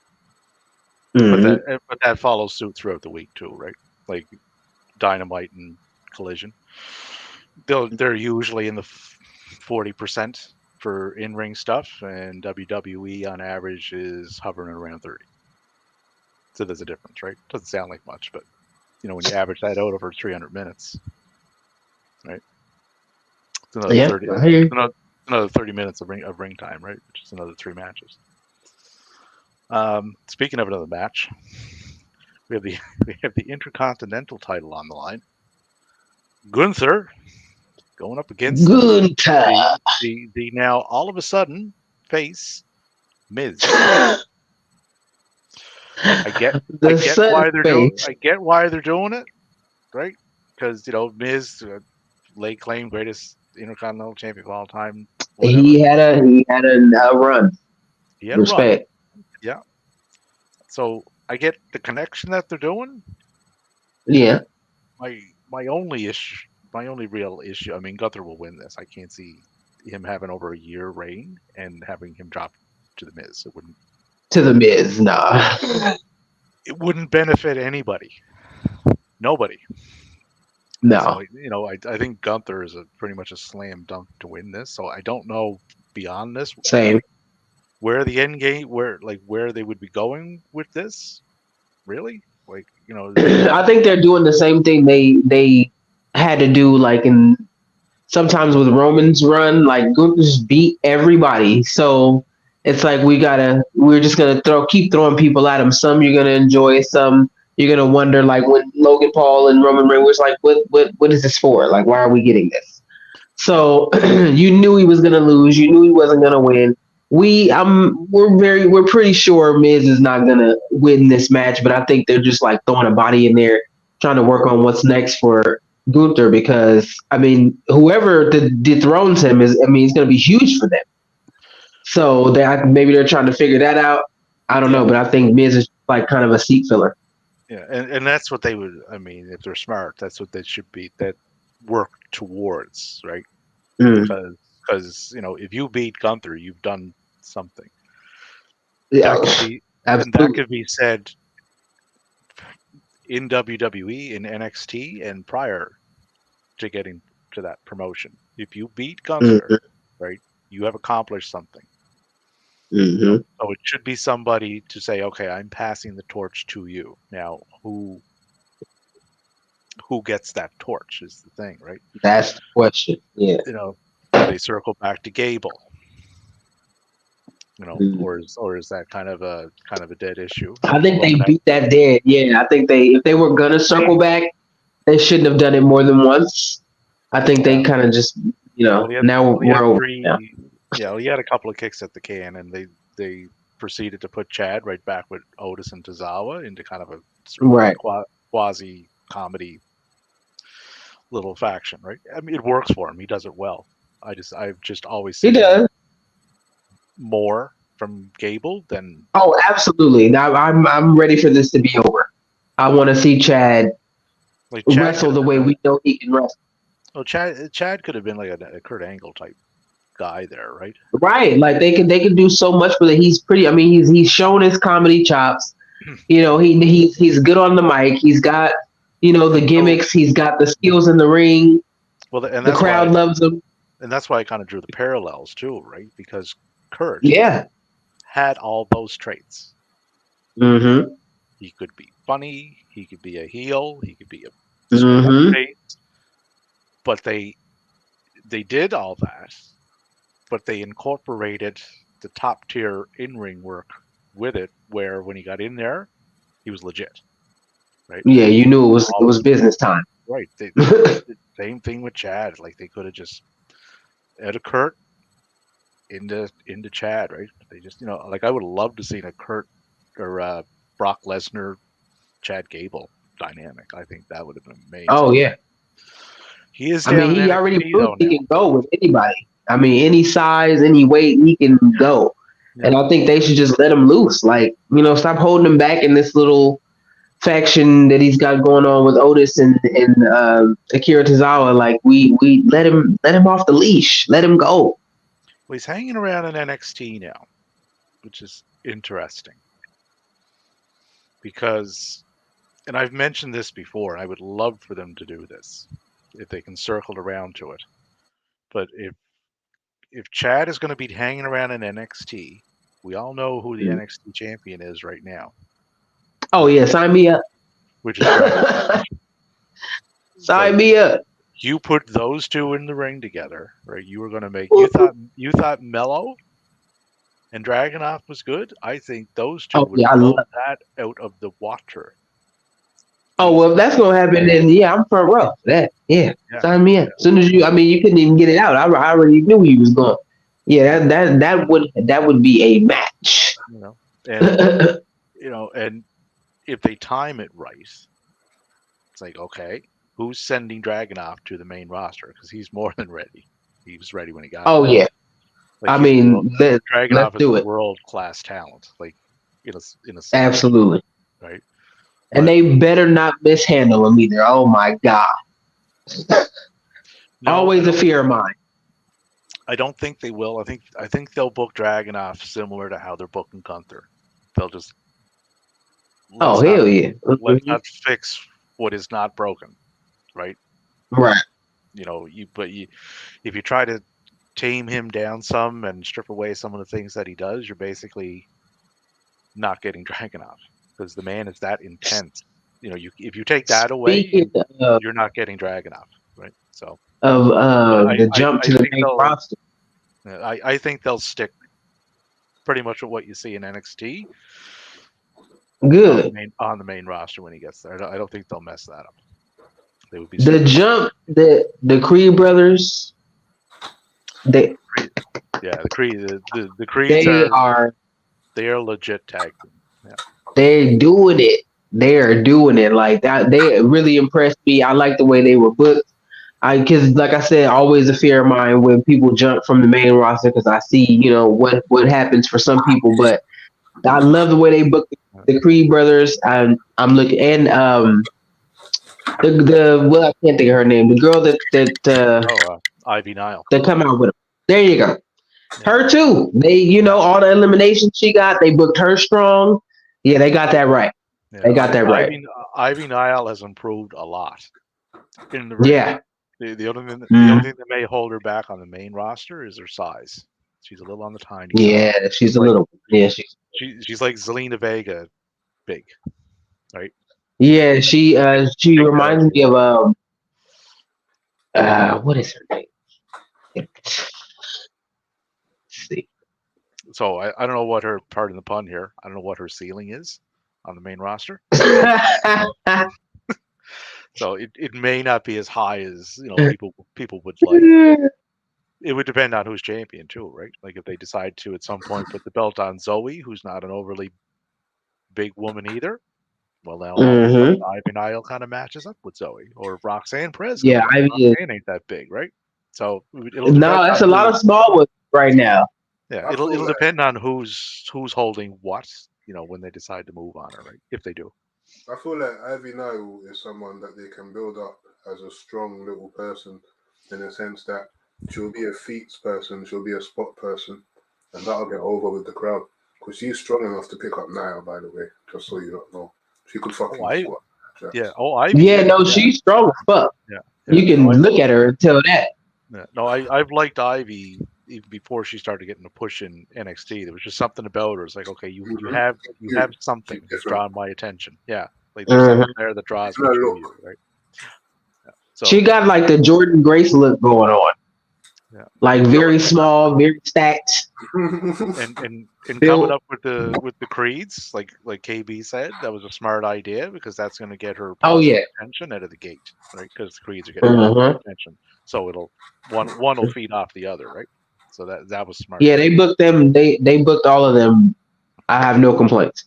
Yeah, like my only fear there is tag team wrestling on the main roster.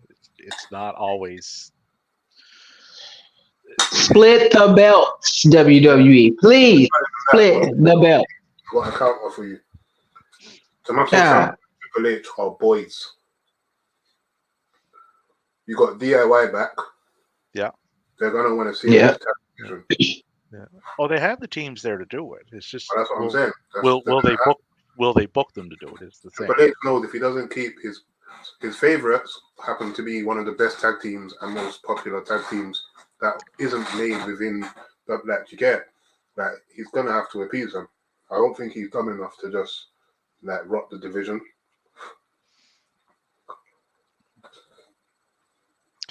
Well, and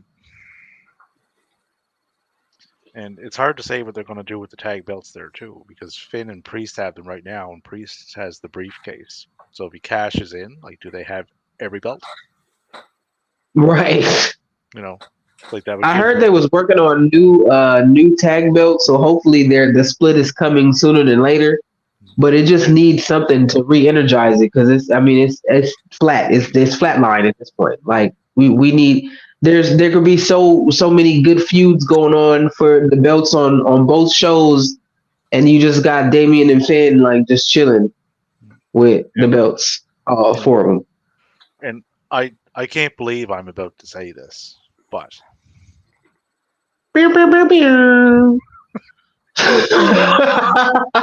if WWE has another one of their little drafts that they like to have after Mania,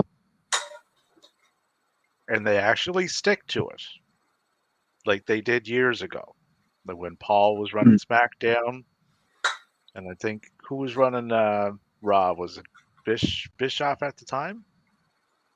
Possibly. But the rosters were separate. If you were on SmackDown, you wrestled on SmackDown. Period. Raw, you wrestled on Raw. You got together occasionally on pay-per-views. Fine. Right? One show was always trying to outdo the other. Right? Right. That works. So if you're going to split the tag belts, that's when you do it. Because you would have to. None of this back and forth rule. All that does is prop the door open. If you prop a door open, people are going to walk through it that aren't supposed to be walking through it, which is what happened. I'm hoping that's where we're going with the whole show beef between SmackDown and Raw, with the two GMs kind of low-key beefing right now. Hopefully that's where we're going. Yeah. Well, they're setting the template for it, right? I surely hope so, because I'm tired. They can do that. Won't happen until after Mania, because nothing does, right? That's Mania's in the one season start of another, right? Right. But I would really, if they did that, that would really, really strike my interest. It's like, okay. Mine too. I'm waiting on it. Right. And I know these are kayfabe general managers and all that, but I would tune in Friday to say, all right, what do you got? Are you going to do better Exactly. than, are you going to put Right. a better show than the other guy that did Monday, right? And it gives you Mm-hmm. that dynamic, right? The fighting amongst yourselves type of thing, right? So I would be very Facts. interested in that if they did it, and you can split your tag belts. Man, I don't care what is the reason they split them. Just split them. I think that was all. Yeah, we covered all the matches on that, I believe. At least the ones Yeah, that we are body announced. They will probably have more coming. I would say. Steel Sky doesn't have a match on there yet. I would imagine they'll do something there.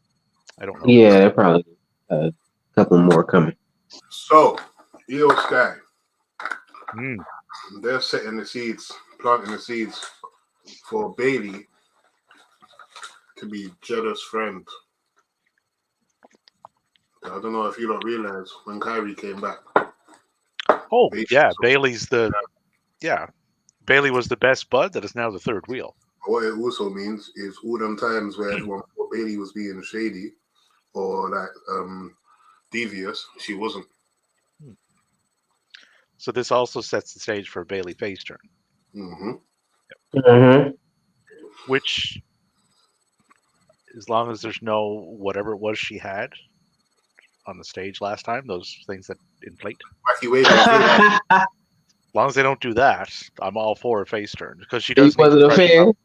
Something, because whatever's doing now, it's not working in most aspects. So freshen up the character, go face. The crowd will instantly get behind her. Mm-hmm. Right? And then Io Sky and Kairi Sane as a tandem, if they let them cook in the ring, like you are in for some special stuff. The only thing big time. The only thing that may hold them back is the amount of promo time. They don't have Paige there. They would need someone to talk for them, is the thing. So who is that someone? That's my only fear with that. I have no fear on the matches. Trish Stratus could do them justice. Yeah. Maybe they could Shinsuke. Well, no, Shinsuke's not that great on the mic either. He's doing most of his stuff now. No, I'm talking about they could do the subtitles. I'm talking about how they doing them right now. The subtitles and all that. You got the nefarious little vibe he giving, but they can throw it that way if they You could. I think there's a short shelf life on that there though. Mm-hmm. Oh well, yeah, no, we definitely can't do it forever, but it's something, aside from them just standing in the ring yelling at each other. Yeah, so you expect me to tune into this stuff and read at the same time? Fuck that. What? I'm not. No. I'm not even in the same room as the TV, and you expect me to read it? Women's heavy shots fired. Oh, man. Letters. I can't read that. One thing we kind of got sidetracked on there was the old devil made an appearance at the end of Dynamite. The devil's going to be Jungle Boy. Oh, no. Yeah, it's going to be Jack Perry. Don't forget, he was a heel when he left. He was a heel when he left. I mean, that would be anticlimactic for me. Like, that's not. I'd be all for Jack Perry winning the world title. I can't lie. The only thing you need to do is change his fucking entrance music. And they did throw one of the Acclaimed through glass. Oh, that was a good spot. I really liked it. Yeah, but that is a tie into Jack, right? Mm-hmm. Because CM Punk. That's what it's like. Yeah. Now, of course, with the glass, that also could it be CM Punk? I'm putting hell no. No, I absolutely not. No. If it is the fucking swerve. It's two things actually. It's the swerve of the century and probably the most stupid fucking decision of the century at the same time. I mean, because you would have fooled everybody, and you're setting yourself up to have the exact same situation happen again. All over again. Right. So, kind of hoping it's not. CM Punk's been trolling hard as fuck. Like he's really like giving it to these like it's hilarious. And to circle back on the Survivor Series, he won't be there. I will put He's money not. on it. He's not. He will not be at Survivor Series. I don't know. If he did show up, I wouldn't be surprised. If he doesn't, I wouldn't be surprised either. But I'm not betting no money on. Like I wouldn't put my money on him being there. But I wouldn't be surprised if he was. I mean, everybody's been. It's all you. There's no surprises in wrestling no more. If you're on the internet, like, I think I bet on it still. I think there's a bigger chance Orton is there than Punk. There's been no. Oh man, I would love that. I would love that. But what's Orton gonna do? There's literally been no tie-in for Orton to be there. There's no one he can feud with. There's no loose ends he has. What? It wouldn't make sense. No, because his loose end got him. I mean, he can start a feud. No, but that's my point. How would he cut? Yeah, what on the roster? I mean, on the pay-per-view. Oh well, shit. I don't know how he was started, but shit, that's what they got writers and shit for. Just pencil him in there so we can see my boy come back. But I think it would be weird that they're doing subliminals for Punk for how many weeks, but 0 for Orton. But then it would be Orton that turns up. Setting something up for Orton this whole time. That's like the ultimate trolling. Like we hear the CM Punk chants, we're gonna give you Orton. It literally would make no sense. I think that's less viable than Punk coming. Remember the egg? Yeah, but that was again Vince McMahon. Rock's coming. Dwayne, I can't wait to see him at Survivor Series. I love the Dwayne. Yeah. The fucking egg that showed up, and then they had it. Someone stole my egg. Mm-hmm. Right. Terrible. That was also even had me fooled. I was like, yeah, okay, see Dwayne anniversary and all that. It makes sense. Like, okay. Maybe he's gonna come for the egg. It's like, is he gonna hop out of the egg? See the gobbledygook? Gobbledygooker. But that mask, that could still be anybody. That could be Adam. That could be Kyle. That could be Jack. I don't think it's Punk. Nah. Could be Wardlow. Nah. Too small. Yeah, too small for work. One thing I noticed, and I forget who I sent it to. I think it was you, Remy. Mm-hmm. There was 5 of them. Mm-hmm. Right? So if you do if you're familiar with New Japan, right? Mm-hmm. There's 5 of them. Retribution. You're thinking of Mustafa Ali, I believe, but his non-compete would not be up because they were all released on the same day, which puts their 90 days into December. So I think we can eliminate any of that crew. I mean, that's only 2 weeks away. The devil doesn't have to reveal himself at the pay-per-view. No, good point. He doesn't, but I'm thinking he will. Mm-hmm. But if they were going in route, right? David Finlay,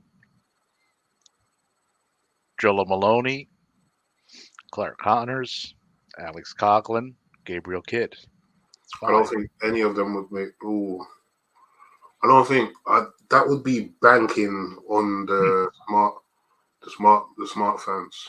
Yeah, that would be taking a big risk. I don't think it would be feasible. It would be taking a risk, but a lot of the AEW crowd does know. They're aware of who Bullet Club is because they knew damn well Jay White, and Jay White was Bullet Club. Yeah, but we'll also look at the popularity levels of Bullet Club at the time as opposed to now. Even just the star power in it. You're better than Jay White. No, I'm not saying it is. I'm just saying the math adds up. Be feasible. That's why. Yeah, that's what it was. And the other drawback to it not being them is David has that match with Mox. Right, with Mox and Ospreay at Wrestle Kingdom, and Maloney and Connors are facing Akira for the belts. Akira and somebody, I forget. So they're tied up at Wrestle Kingdom anyway. So it's most likely not them, but I don't know. I really feel like I don't know who the other people will be. I don't even feel like they'll be revealed. I can't lie. You know, like sometimes, so that they're just going to be background characters. I feel like it's going to be one reveal. I feel like it's going to be one reveal, and the others are just going to. Oh yeah, they were decoys. Francisco, Akira, and TJP against Connors and Maloney for the junior heavyweight tag title. That's going to be a fun match. I love Francisco Akira. I can't remember TJP's name. Something Perkins. TJ Perkins. What was it in Impact? Just TJ. He never had a full name. That's crazy. Oh, he went by a few names. I'm gonna give him a new TJ name. Perkins, AJ, aka TJP, Sadistico, Manic Suicide, Puma, Panoa Boy, Man Black, JT Quinn, El Bombero, and Cobra 2. Okay. Yeah. El Bombero. Well, he's been around a while. It's a bomb. Oh no, he's been with some years. He's 39. Mm-hmm. He's an old man in terms of how in relation to how he looks. I mean, you'd think he's young. Well, he still looks young. That's the thing. Yeah. And when I say young, obviously, I mean like you'd think he's a fucking baby in the industry. And it seems like I knew of him before he went to 205 or NXT. I was just going to say that it seems like a lifetime ago that he was in WWE. It was 2018. Mm-hmm. That'll be 6 years. Yeah, but it seems like so much longer ago that he was there. He's been out of the company longer than Austin was on top of the company. Yeah. But the places he's wrestled since then, Jesus, like double digits, like way double digits. But Wrestle Kingdom was looking really, really interesting so far. But that devil thing, that like I said, that group of people could be anybody, right? Could be the Kingdom, right? Roddy, Kyle. Yeah. Could be any number of people, right? But I think what they're doing for that World's End, Wardlow would have to be involved in that. I think Samoa Joe is going to be involved in that. You probably throw in one more. It'd be like another 4-way, like they did. I think it was at Revolution last year with the 4 pillars. Some based on the title of kick-ass match. Based on the title of the show. If that's the route they go. I gotta tap out, my guys. I've been at now my time. KB said they gotta stand on business. Always 10 toes. But you know how it is. I enjoyed y'all. I think we bodied this podcast tonight. Shout out to Shig. Shout out to Maddie. Yeah, we always nail it. And word up. And I'll see y'all next Thursday. Absolutely.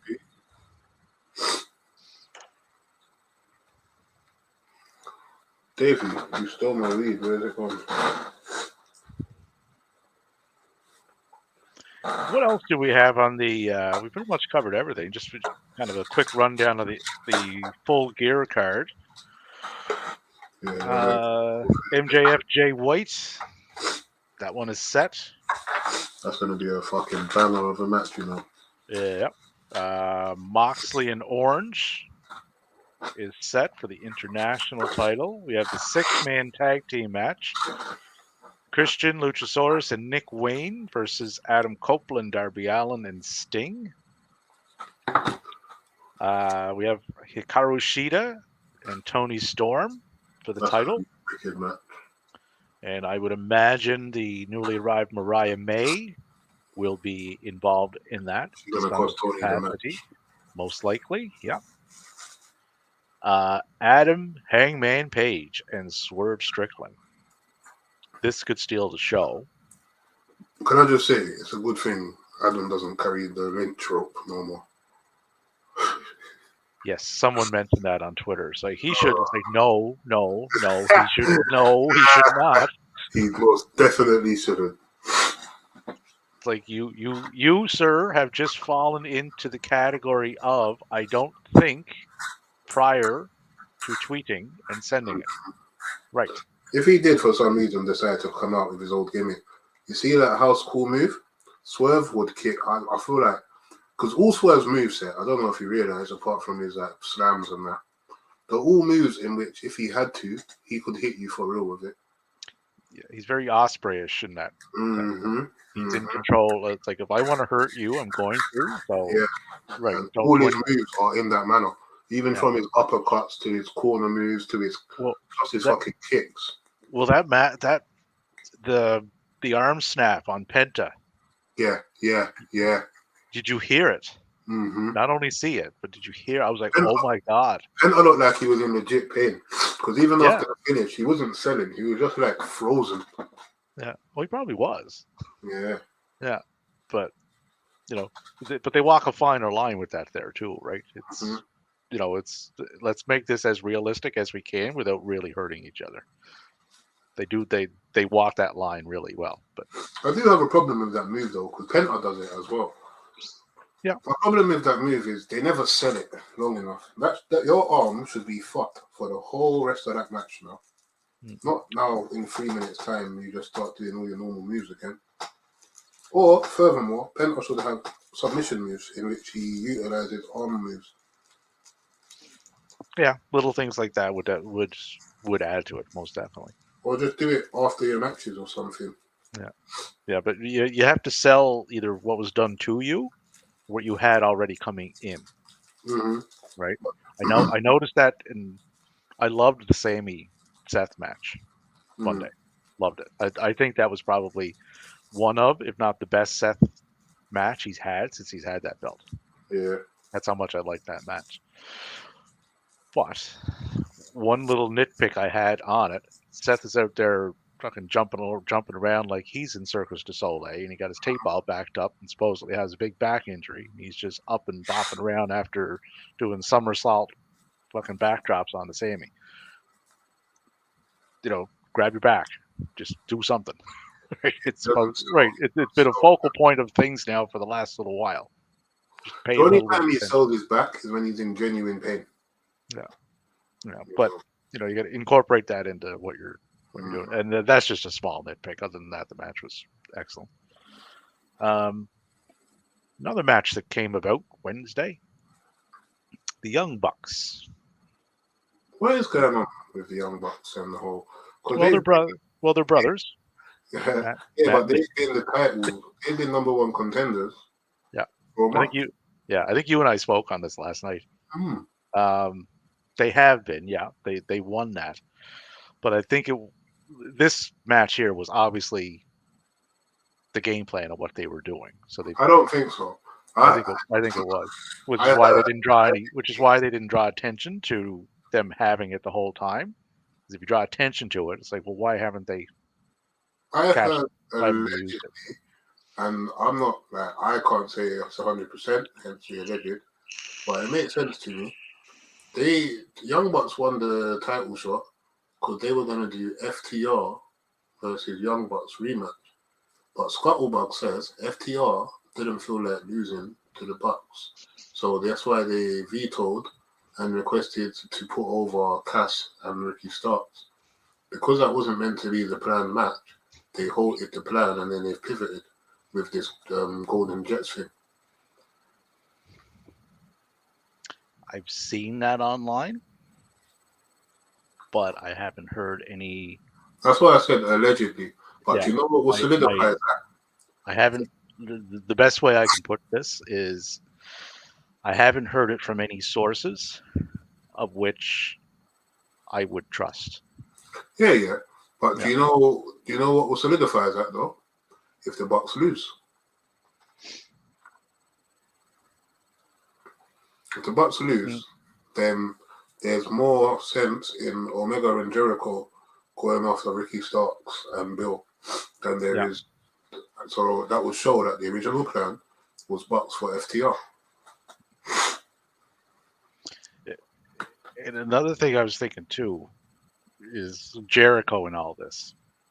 Like, where does he fit into the Don Callis angle and teaming with Jericho? Because Jericho, over his lengthy career, has notably not been trustworthy, especially as a tag partner. Right. But this match is, you can't turn here. I don't think he'll turn. I think they're going to win. I think they're going to win, get to the title match, and then he'll turn on him. But then Ricky Starks? No, is he associated with Callis in any way? Starks is not. No. I can see something coming from it. Starks is not. So that's a bit of a mystery there as to where they're going to go with that. So that intrigues me. Where it's not, I can't look at that match and definitively say who's winning. I like that. Same with Swerve and Page. I'm not definitive. I don't know. Right. The only one I'm sure of would probably be Adam, Darby, and Sting winning. Because Sting hasn't really eaten a lot of losses. Yeah, you can't make him lose on his retirement tour either. Yeah. So that's the only one I'm definitively sure on as to who's going to win that. Unless Adam flips. You reckon MJF's going to lose his match? I don't know. I don't know. That's the mystery of it, right? It's not as if the two gentlemen in that ring are not capable of holding that title. Yeah. You know, I mean, Jay is a Grand Slam champion in New Japan. And he's on repeat in AEW. Yeah. And he's main evented Wrestle Kingdom. He's more than capable, right? And the way he's been booked since he's been there, the crowd has 100% bought into him. And he's managed to elevate 3 other guys along the way. Yeah. Like, immensely elevated them. Like, Juice is over as fuck. And the Guns, in a span of 12 months, you know, wow. So that's, you know, and I've said this many times, to have that ability and that talent to be able to do that for those that you associate with, either in the ring or just to be with that person, that's rare. There's not many people in the industry that can do it and do it consistently. Jay is one of them, right? Jay is one of them. We also have a card. We have a wrestling card this weekend. I was going to say, is there anything on this weekend? There is. There is the New Japan Strong Lone Star Shootout. Oh yeah, there meant to be a few good matches on there. There is. We have Eddie Kingston defending his New Japan Strong open weight title, because he has 2 of those things, the titles, against Satoshi Kojima. Bullet Club, David Finlay and Kenta versus John Moxley and Wheeler Yuta. Amazing. Zack Sabre Jr. is defending his New Japan World Television title against Mike Bailey.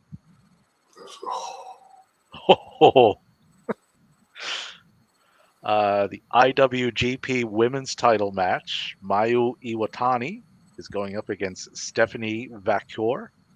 It's going to be a screamer. And Shingo Takagi is defending his never openweight title against Trent Beretta. Trent, yeah, he's really good at the graps. That card.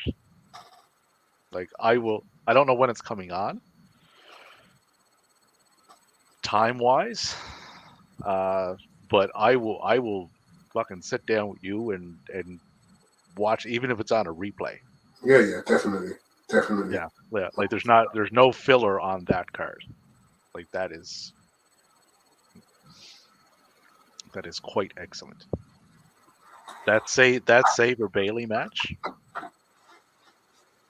That could be the run Saber's on this year has been fucking amazing. Oh yeah, 100%. I think he's got a point. He's like, I'm the best English fucking wrestler in the world, mate. That's what Saber's on. I got him right now on my overall rankings. 5th.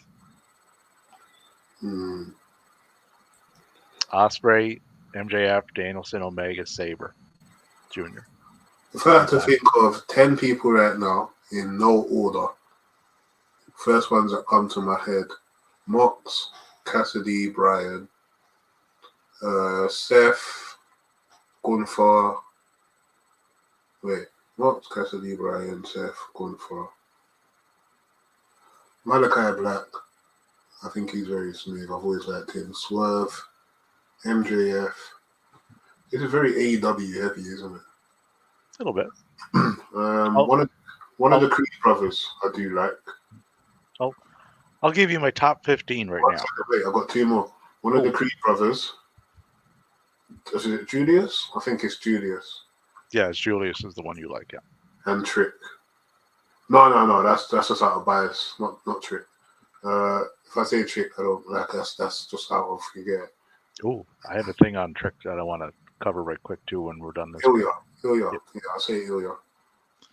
But my top 15 right now, this is in order: Ospreay, MJF, Danielson, Omega, Sabre Jr., Jay White, Dragunov, Gunther, Okada, Orange Cassidy, Swerve, Mox, Kingston, Alex Shelley, Samoa Joe. You know what my thing is, yeah? Yeah. With say Samoa Joe, Penta, Ospreay, Jr. My thing is, I like them as a whole. So I wouldn't put them in the same category as, these are the guys I like best in ring. Because I see them on like another echelon. I can't explain it. Like even Penta, I think Penta is so smooth in the ring. Everything he does, he's so charismatic. Like, he could easily hold a title without saying a word. And he differs from his brother because he's safe. Yeah, precisely. Like he can do what he's doing in there and make it look as believable as possible. I don't recall anybody ever really getting hurt with Penta in the ring. Exactly. To what you said before, Fenix, yes. I've seen that many, many times. Like even on his kicks, like he's connected when he shouldn't have. They do connect there more than other places, like as far as what they do. But you can connect with a kick, and you can really fucking connect with a kick, right? He goes to that extreme a bit too much, right? Like there's a way to do it, and he gets too. Even when he does the chop chest setup, he chops the fuck out of his opponent, and it's just to set up the springboard head scissors, and it's like, okay, yeah, it's not even like you're gonna get chopped back, so it's not like you get a receipt either. He just goes bye, and it's just it's fucking impressive, but it's also like I feel like if certain people chopped him, he would feel that shit. Let his brother chop him. Yeah, exactly. Or Billy Gunn. Because even Gunther said that. He goes, one of the hardest chops I ever got was from Penta. Mm-hmm. Like, so that'll say something. But even that Penta as well, he's a cop out. Because when he does his chop-offs, he's got a fucking cover on, man. Jay White in his match, I don't know if you heard him, he kept telling him to take it off when he was chopping him. Yeah. Take this off, and he was chopping him back. He knew. I don't even think that was part of his act. I think he wanted him to really just be. Oh, he probably did, yeah. Mm-hmm. Because even Moxley, he tore it open. He was he started doing the chop fest, and then he realized, and then he just fucking tore his thing open, and then started chopping his actual chest.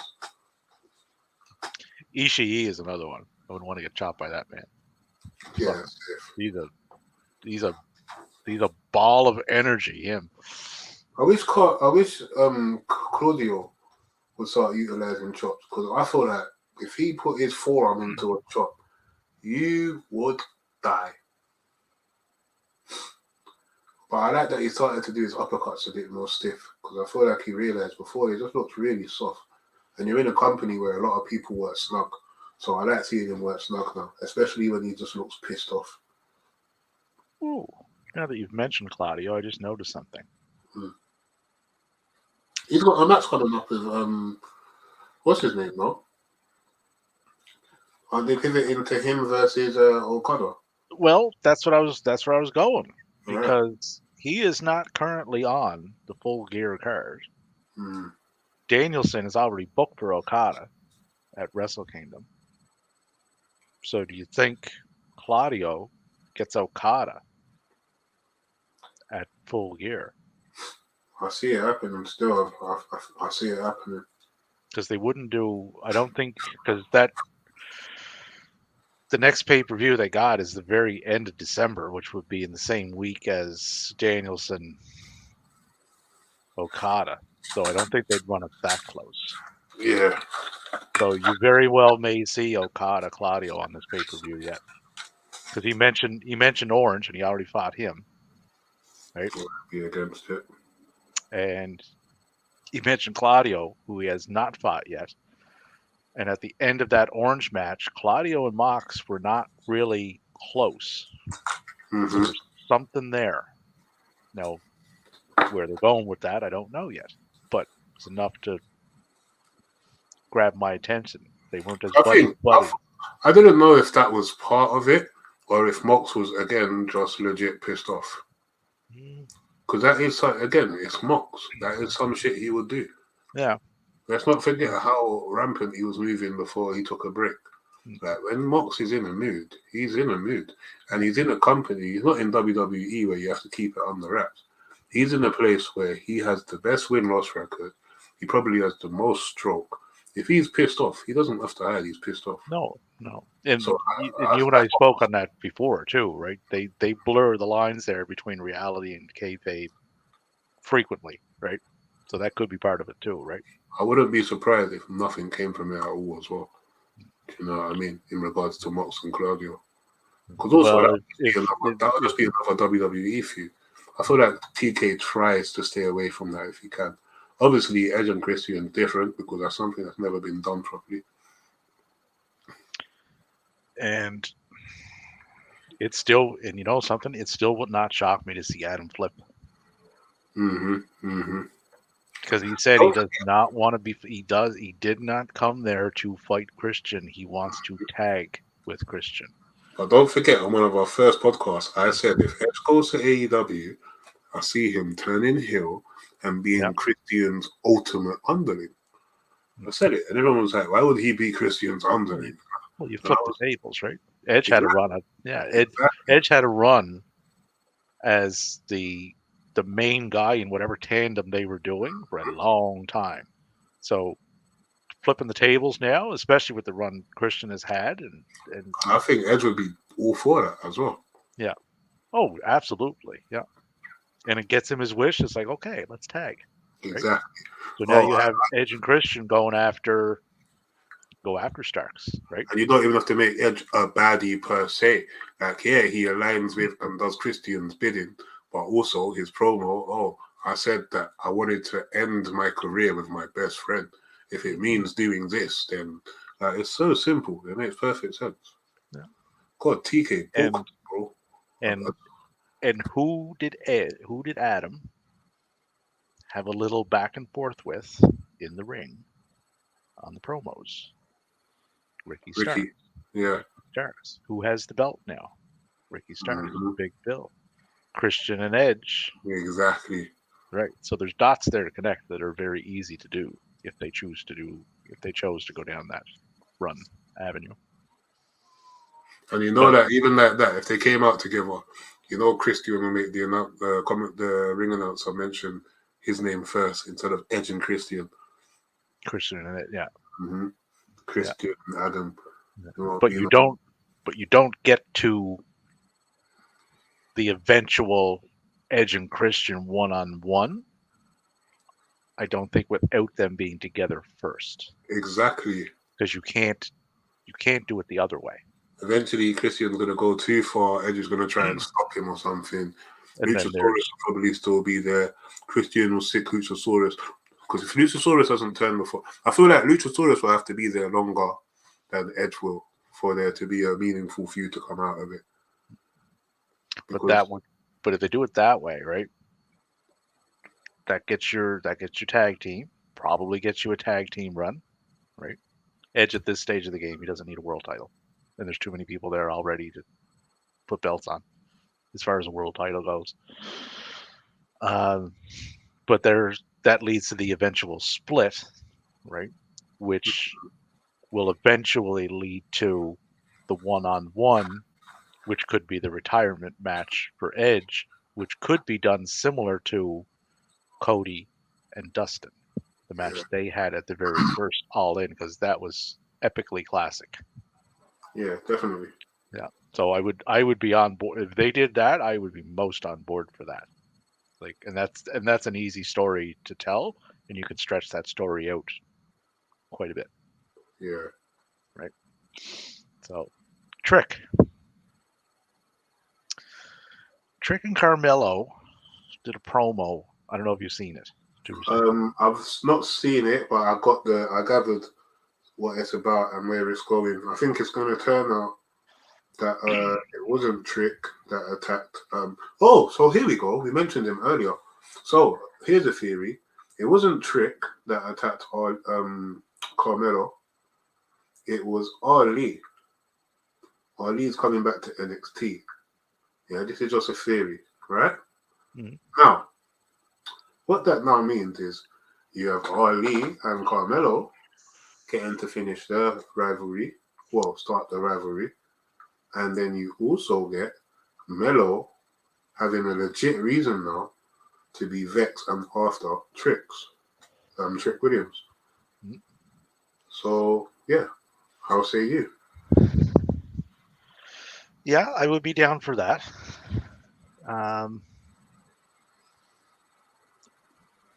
What stood out to me most, though, with all that, Tuesday, was the promo itself. Sorry, I'm listening and I'm fully here. I'm just booking something for tomorrow. The way Trick was doing his, it sounded very natural, and it sounded very believable. I believed what Trick was saying, right? I was buying into it. It's like, okay, you hooked me into this. This sounds like you talking. Yeah. When Carmelo was doing his part, it sounded like Carmelo has memorized his lines quite well. Yeah. That's the impression I got of that dynamic. And I mentioned this, I forget who I mentioned it to online, but I said when those two go up to the main roster, Trick stands a better shot out of the gate of getting the crowd to buy into him better than Carmelo. Mm-hmm. They were like, no, it's Carmelo. It's like Carmelo is better in the ring. Yes. Trick, they'll be on him just from his presentation alone. Yeah, but the main roster, you don't have to be top tier on the main roster to get over. They proved that up and down the card, right? Roman got 4 or 5 moves. Knight has about the same amount of moves, right? Mm-hmm. Dwayne, same amount of moves, right?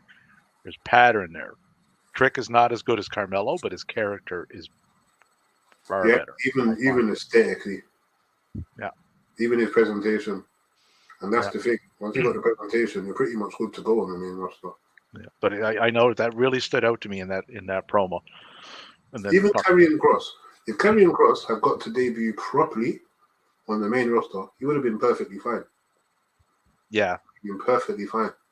Yeah. Like he did get kind of kneecapped with that Adam Cole promo. That didn't help him. Oh yeah, 100%. But that's the thing. Don't forget, sometimes no one on the main roster watched. No, they didn't. Yeah. It was a different NXT at that time was was as close to an AEW product as WWE could do. And that's what I'm saying. It wouldn't have mattered. You know what I mean? Right. So it wasn't there. It wasn't in the main roster fan base's wheelhouse of what they would be used to.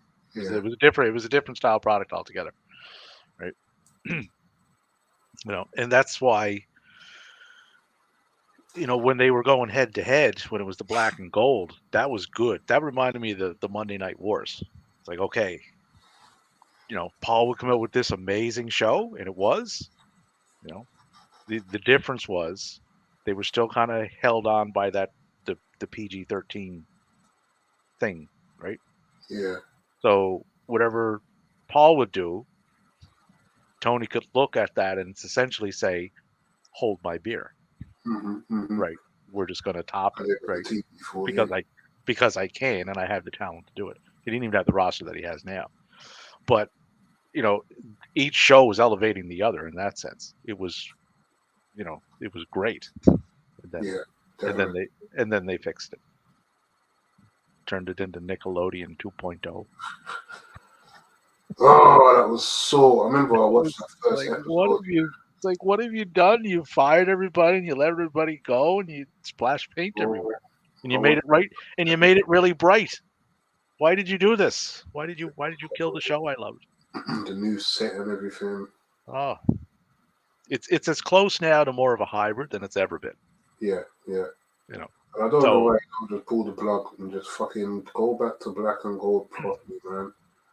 Like, get rid of that studio setup, that NWA fake setup, and just, Well, I think part of it is, back then, they were able to get a lot of these indie darlings to go to NXT because there wasn't anywhere else they could go and get on TV and get paid a decent amount of money, right? Because AEW was just, in its infancy, right? That's not the case anymore. Yeah. A lot has changed over the last 4 or 5 years. They wouldn't have to go to NXT. They can go to AEW. They can go to Defy. They can go to fucking Impact. They can go, a lot of these places have really sprouted up, as far as where I can go and make money now, right? So the dynamic of the landscape has really changed. So it would be harder for them to get some of the talent that they would have been able to get back then, as far as availability and such. But no, that Trick was really, really, really good in that promo. Like that, he really stood out to me. And then Lexis King came out and sucked all the fucking oxygen there. I'm gonna watch that today, man. I don't know. It had promise starting out. I don't know if they can fix it now though, because he's become a fucking walking, talking meme. Like, something. It's like the Karrion Kross effect, right? Once people get that perception of you, sometimes you cannot shake it, right? Like, how long ago was that for Kross? 3 years. 3 years. But like I said, the promo with Adam Cole, it didn't help him. Even if you didn't watch NXT, it was everywhere anyway. Like, it was just plastered all over whatever social media was going at the time. And then the debuting him with a fucking 1983 humongous costume from the Road Warrior movie with Mel Gibson, painted red no less. So weird. Certainly didn't help his case. It didn't help. Or maybe when they brought him up randomly to lose to Jeff Hardy in 2 minutes. In 2 minutes. Yeah, that was probably a bit of a misstep, but he's never recovered.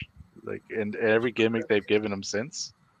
And it's sad, when Triple H brought him back, he gave him the full thing, but the crowd has already zoned out. And well, they got it's the preconceived notion, right? Mm-hmm. Sometimes you can't shake it. Like, you can't leave it. Like, it's not going to leave him. And I think that's why Triple H just stopped putting him on TV. Because, come on, they gave him the Drew fight, they gave him the AJ match. Like, he's not a bad wrestler either. He's basic, but he's not a bad wrestler. Yeah. And the crowd did not. Yeah, well, and that's it, right? Like, he's not, he's not going to go out there and put on any 5-star matches. He's not that. But in NXT, bro, it was working for him. That's what I'm saying before that promo. So whatever he did have, it worked. And even just like his Saito suplex, fucking, it was killer in NXT, bro. Once he hit that, you're like, oh, shit. Now, the other thing with that too is, right, his entrance in NXT is decidedly different than the one he has on the main roster. They're not the same. Currently, yeah. So his entrance and that presentation was a huge part of what people were buying into. It was, but also very visual there. Right. But people hadn't, like, because of his entrance, people were like, "Oh, what can you do in the ring?" And then he was serviceable in the ring. His moves match how he looks. His moves match his aesthetic. Like Austin Theory, he's muscly as shit, but he doesn't employ any grapple moves. I don't know if you realize that at all. Stuff like that really bothers me, because what's the point in having 9 million muscles but you don't lift, literally? Like, so that's what I liked about Karrion Kross: the suplexes, the body slams, the fucking grunting and the shoulder blocks. But as you said, because they've already said that, they've already shown him, oh yeah, don't care about this guy. You're not gonna care about his matches, let alone if he changes his entrance. Yeah. Like if you book someone in a fashion that shows you don't really care, then the crowd will follow suit. Mm-hmm. Right? Gargano went through that. The only thing saving Gargano right now is Ciampa. Right? If Gargano was out on his own, the crowd wouldn't give a flying fuck about Johnny Gargano in that main roster. In my opinion. No, I agree, because even when they was doing his little singles push, the crowd was very quiet for him. They're quiet for Bronson Reed until he does his tsunami, which I don't get, because he's fucking great. Well, I mean, it goes to the booking of him, which has been spotty at best since he's gotten there. Sometimes non-existent, because he's been back for a year. Right, hasn't really done a whole lot. Had a little program there with Gunther, but they just don't seem to follow up with him. Right, you and I know, because we would have seen him when on his Jonah run. It's like, okay, I know what this guy can do. I've seen it. Right. Right. A lot of the WWE fan base would not have seen that, because they're not adventurous, some of them. Right. But so they're just basing their decision on what they see on Mondays. That's it. Yeah. And that's the problem, man. That's the problem. Davey. Well, I noticed that the other night when I was talking about Dragon Lee. And I love Dragon Lee. Always have, right? But I noticed on the main roster, old Dragon is running at about a 75% clip. Yeah, definitely. Oh yeah, me and you were speaking about this. Yeah. I noticed it. But people that have never seen Dragon, and I have to remember that sometimes. But exactly. I don't start it on people. It's like, okay, wait, you've never seen him outside of where he currently is, have you? It's like, no. It's like, okay. So you don't know that he's slower. What it means as well is when he does have a big pay-per-view match or he faces someone and he does go to 90%, it will mean more as well.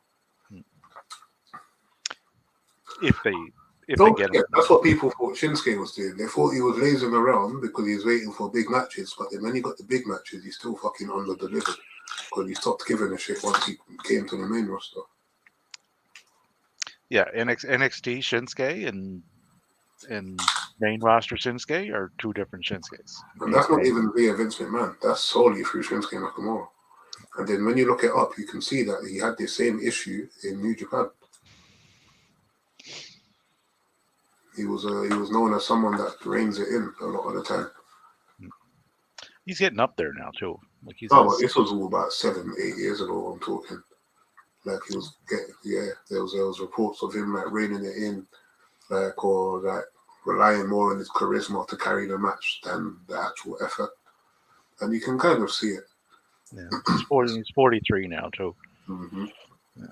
But I mean, I like his best time was probably, I would say, when he was having his little go-to with AJ, like that time. But then all the matches is what soured everyone on him. Yeah. But like I said, that's going back. That was 2015, 2016. So that's. Oh, you talk about the New Japan match. Oh yeah, like his run. Yeah, his run in New Japan was his top run by far, right? NXT was the second best, and then whatever this run is. Yeah, I need to rewatch that match with Sammy as well, man. But you see that a lot going both ways, right? People that were in New Japan or wherever else, most of their best work was done there, not in WWE. And then you see it when people leave, right? They're like, funny enough, even Paige, she's on the opposite. Her best work was in NXT/WWE. Yep. You would think with more free reign in AEW that you would have seen more from her. But I think with Saraya, I think the injury played a part in it. Mm-hmm. The amount of time that she had off, which was significant. Yeah. And she's not fat by any means, but there's a lot more of Saraya than there was Paige. You think so? Yep. Oh, yeah. Yeah, if you look at pictures of Paige and you look at pictures of Saraya. But don't forget, she's really young. So even now, because she's younger than me, I believe. So with women, a lot of the time, once they hit mid-20s, they have it's like a second, not a growth spurt, but it's like their bones, their hips and whatever. It's like, just call it a fucking growth spurt. They have a second one basically, and that's what happens. Because over here right now as well, there's like a lot of uproar. There's a woman called Georgia Smith, a musician, massive musician over here, right? And she is stunningly beautiful. But when she came out, she was young. Not like baby, but like maybe 19, 21. And now obviously she's mid to late 20s. She's when I say put weight on, I don't mean she's gotten fat. I mean she's naturally put weight on because she's getting older. But now it's a big thing where people are saying like, oh, she's unfit or oh, she's fat, rare tear, how did that happen? And it's like, you're comparing her to when she was literally 19 years old. Do you know what I mean? She's filled out. Saraya's 30. Saraya's 31. Exactly. Same age as you. Bro, I saw a picture of me when I was 20, and my God, I was a beast, bro. I was in the gym sometimes. I've seen that. Yeah. My muscles. I was more active, so I was bigger. Like if I was to train now in the same way I did then, I wouldn't be as big as I was then in terms of tankness. Like, do you know what I mean? For guys, it's different, I believe. Yeah, but Saraya has, I find, significantly slowed. Yeah, like she's significantly slowed in the ring. She's not nearly as fast. I think it's the whole cautious thing, and that just tells me I don't feel like I don't feel like you really feel like you should be in the ring if you're still moving super cautious. No, I don't think she should. I mean, she got cleared. She got cleared to wrestle, which was good. You know, I'm glad that she made it that far. And I'm glad that she got a chance to go out when she finally does, at least more on her own terms. Mm-hmm. I would never want to see, someone go out in the match that she did in the way that she did. Like, that was just not right. Yeah, man. So, and just for the record, I am and always have been a big fan of Paige Saraya. More so Paige than Saraya. I like Saraya's character work in AEW, but for obvious reasons, in-ring work hasn't really grabbed me. If she transitioned to more of a managerial type role, which could come into play down the road a little bit. But I feel like she could just structure her matches different. If she structures her, because she's not a fast-paced wrestler, but Saraya's moveset is good enough that every move can get a pop or at least look believable. You see what I'm saying? So if she slowed her pace down and wrestled a bit more methodical, because women don't do methodical pace, remember that? No, most of them don't. Mm-hmm. So that's all she really has to do. And she's a submission, using the word loosely, she's a submission specialist. Do you know what I'm saying?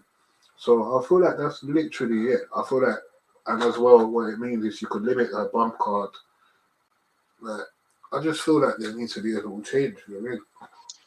Well, I think from the look of it, the outcasts are pretty much done. Yeah. So that's going to set Saraya off on her own, somewhat. When's her contract? Do you know? That I do not know. But here's a scenario that was kicked around in WWE, which could come into play in AEW. Could. If she were to transition into more of a managerial role, mouthpiece,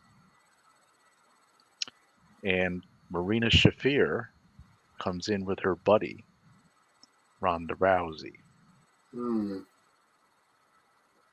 Yeah, I do see Ronda going AEW soon.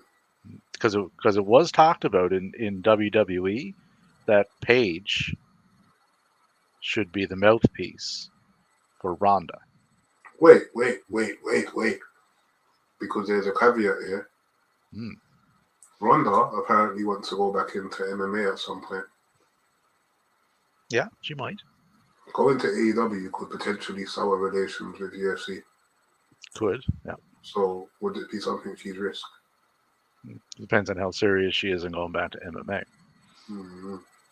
But Davey, if she is, then AEW would be probably not the direction she would want to go if she wants to continue wrestling. But her perception in WWE is so badly damaged right now that I don't think that would really work either. But that's Impact wouldn't be an option.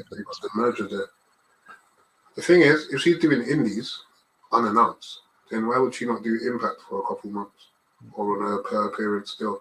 Especially as it's going to be TNA. Don't forget. Yeah, it would be like a per appearance. But as far as a contract, yeah, I think her and Naomi were cool. You know, but what she's doing right now from that, and I only seen a clip of it. It wasn't very long, but it was enough to grab my attention. It's like this Ronda looks different than the Ronda that I've been seeing for the last several years. You have to be careful, innit? You get told to be careful, especially if you're a fucking legit fighter. In the indies, you're gonna have your fucking wrestlers being like, "Yeah, don't go easy on me," and you don't get no repercussions. But also, my thing is, Ronda's not a cunt. Like, by any means, not that I know her personally, but from what I can infer through UFC, through watching her over the years, etc., as a person, she's not a cunt. So it wouldn't be unbelievable to see her go on a run of boosting indie shows and lesser shows with her star power. Yeah. It would do that. Like, that's going to draw a lot of eyes. That show she's doing, and that's something I see her doing. And it's also giving her a chance to, okay, this is the style I want to do. Also, to get adulation from the crowd that she very much longs for. Yeah, and that was big with her there. Like she likes the. I don't understand that 1,000,000%, bro. Especially if you're someone that deals with imposter syndrome and whatnot. Do you know what I mean? So that could be a thing down the road. How far that road is, I don't know. But Marina Shafir has popped up on Rampage recently. But they were pushing her prior.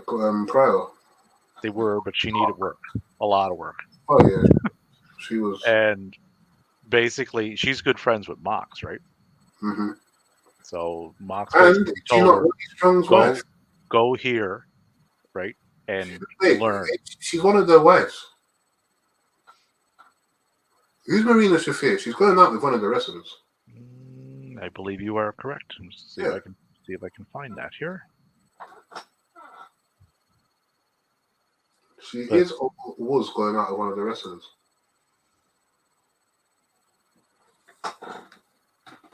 Where's my phone? Oh wait. Oh, phone call. Singles wrestler doesn't tell me. She's 35. Yeah, she did Roderick Strong. Who? She did Roddy Strong. Oh, okay. Shafir got engaged to professional wrestler Christopher Lindsay, better known as Roderick Strong, 2015, December. In 2017, Shafir gave birth to their first child. The two were married on November 7th, 2018, and she's also Jewish. Ah, here we go. Learn something new every day.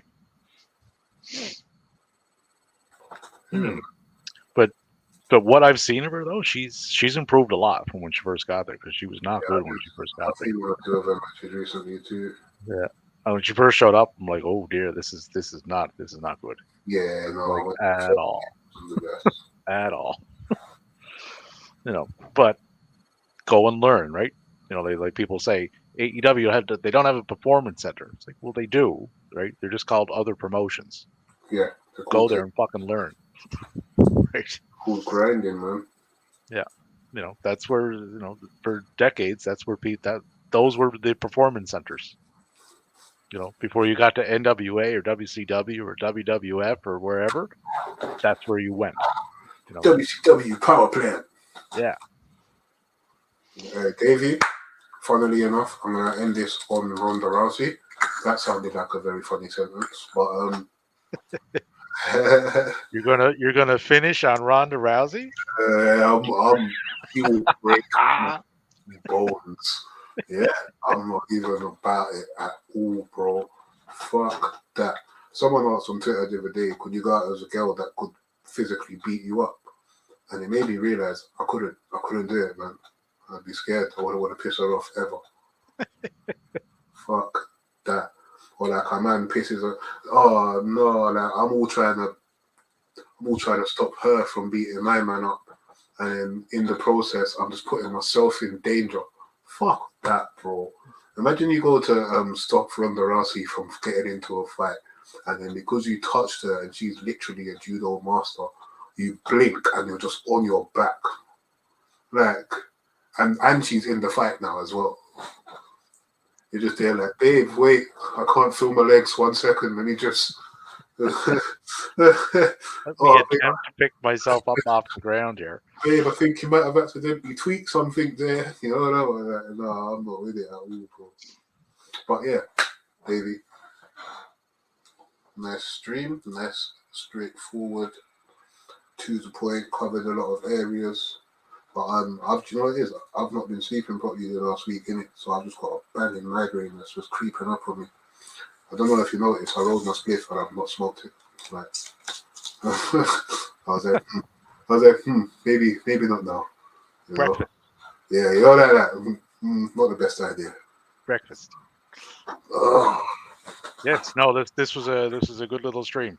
Mm-hmm. Excellent.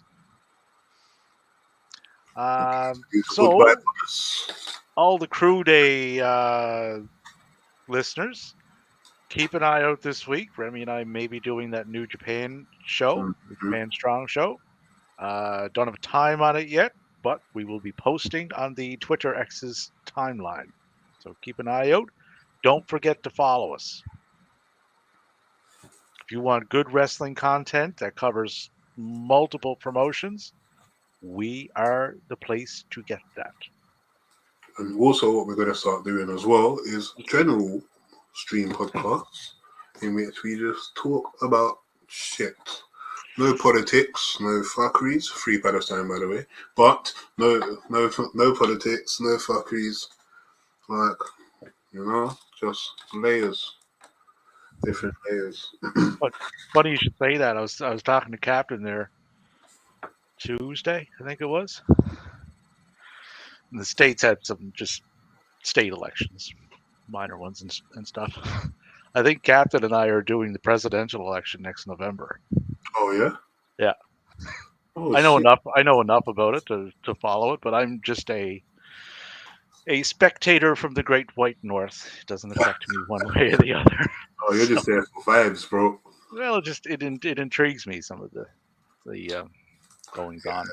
My mum follows government doings a lot, and she don't just watch Britain. She watches everywhere. She's in tune with all the government stuff, all the politics. She's a encyclopedia, man. Encyclopedia. Why did I forget 2 letters of a word? What just happened? I was like, she's a encyclopedia, man. Encyclopedia. Okay, my brain's not going mad. Imagine a superhero called Encyclopedia, man. And then like there's a trouble, there's crime, and then he's all like, hey, don't worry, I'm Encyclopedia Man. And then he goes to the guy and he's like, you're about to get bombasted by my non-whimsical. He just starts spitting out bare big what? No, that's a dictionary. Fuck. Yeah, you're thinking of someone who would spit out somewhat irrelevant facts. Just mundane facts about life. Yeah. So basically, what's hitting him? Basically, your superhero. I don't know if you have this show over in your neck of the woods, but you probably have seen it at one time. Your superhero is Cliff Clavin from Cheers. Yeah. Just dress him in a postal outfit with a cape. No, it's gonna have a big E on his chest, yeah, spandex, and every time he hits someone, he's gonna point out a fact. He's gonna be like, "Boof! Centipedes have 100 legs." You say your fridge is running, but it doesn't actually go nowhere. Like, just that's what's gonna happen. All right, Encyclopedia, man, book it, TK. Book it. And this is why I'm signing off, because I just start talking shit, and the later it gets, is the more free my ADHD comes. So, yeah, guys. All right. Merry Christmas. Bye. Merry Christmas and Merry New Year. Davey, peace out, my bro. Peace out, my man. Oh fuck, we're gonna have to get Matty to end the stream, innit? Yeah. Good luck. I'll leave that to you, bro. I will get him a message. All right, love, bro. All right.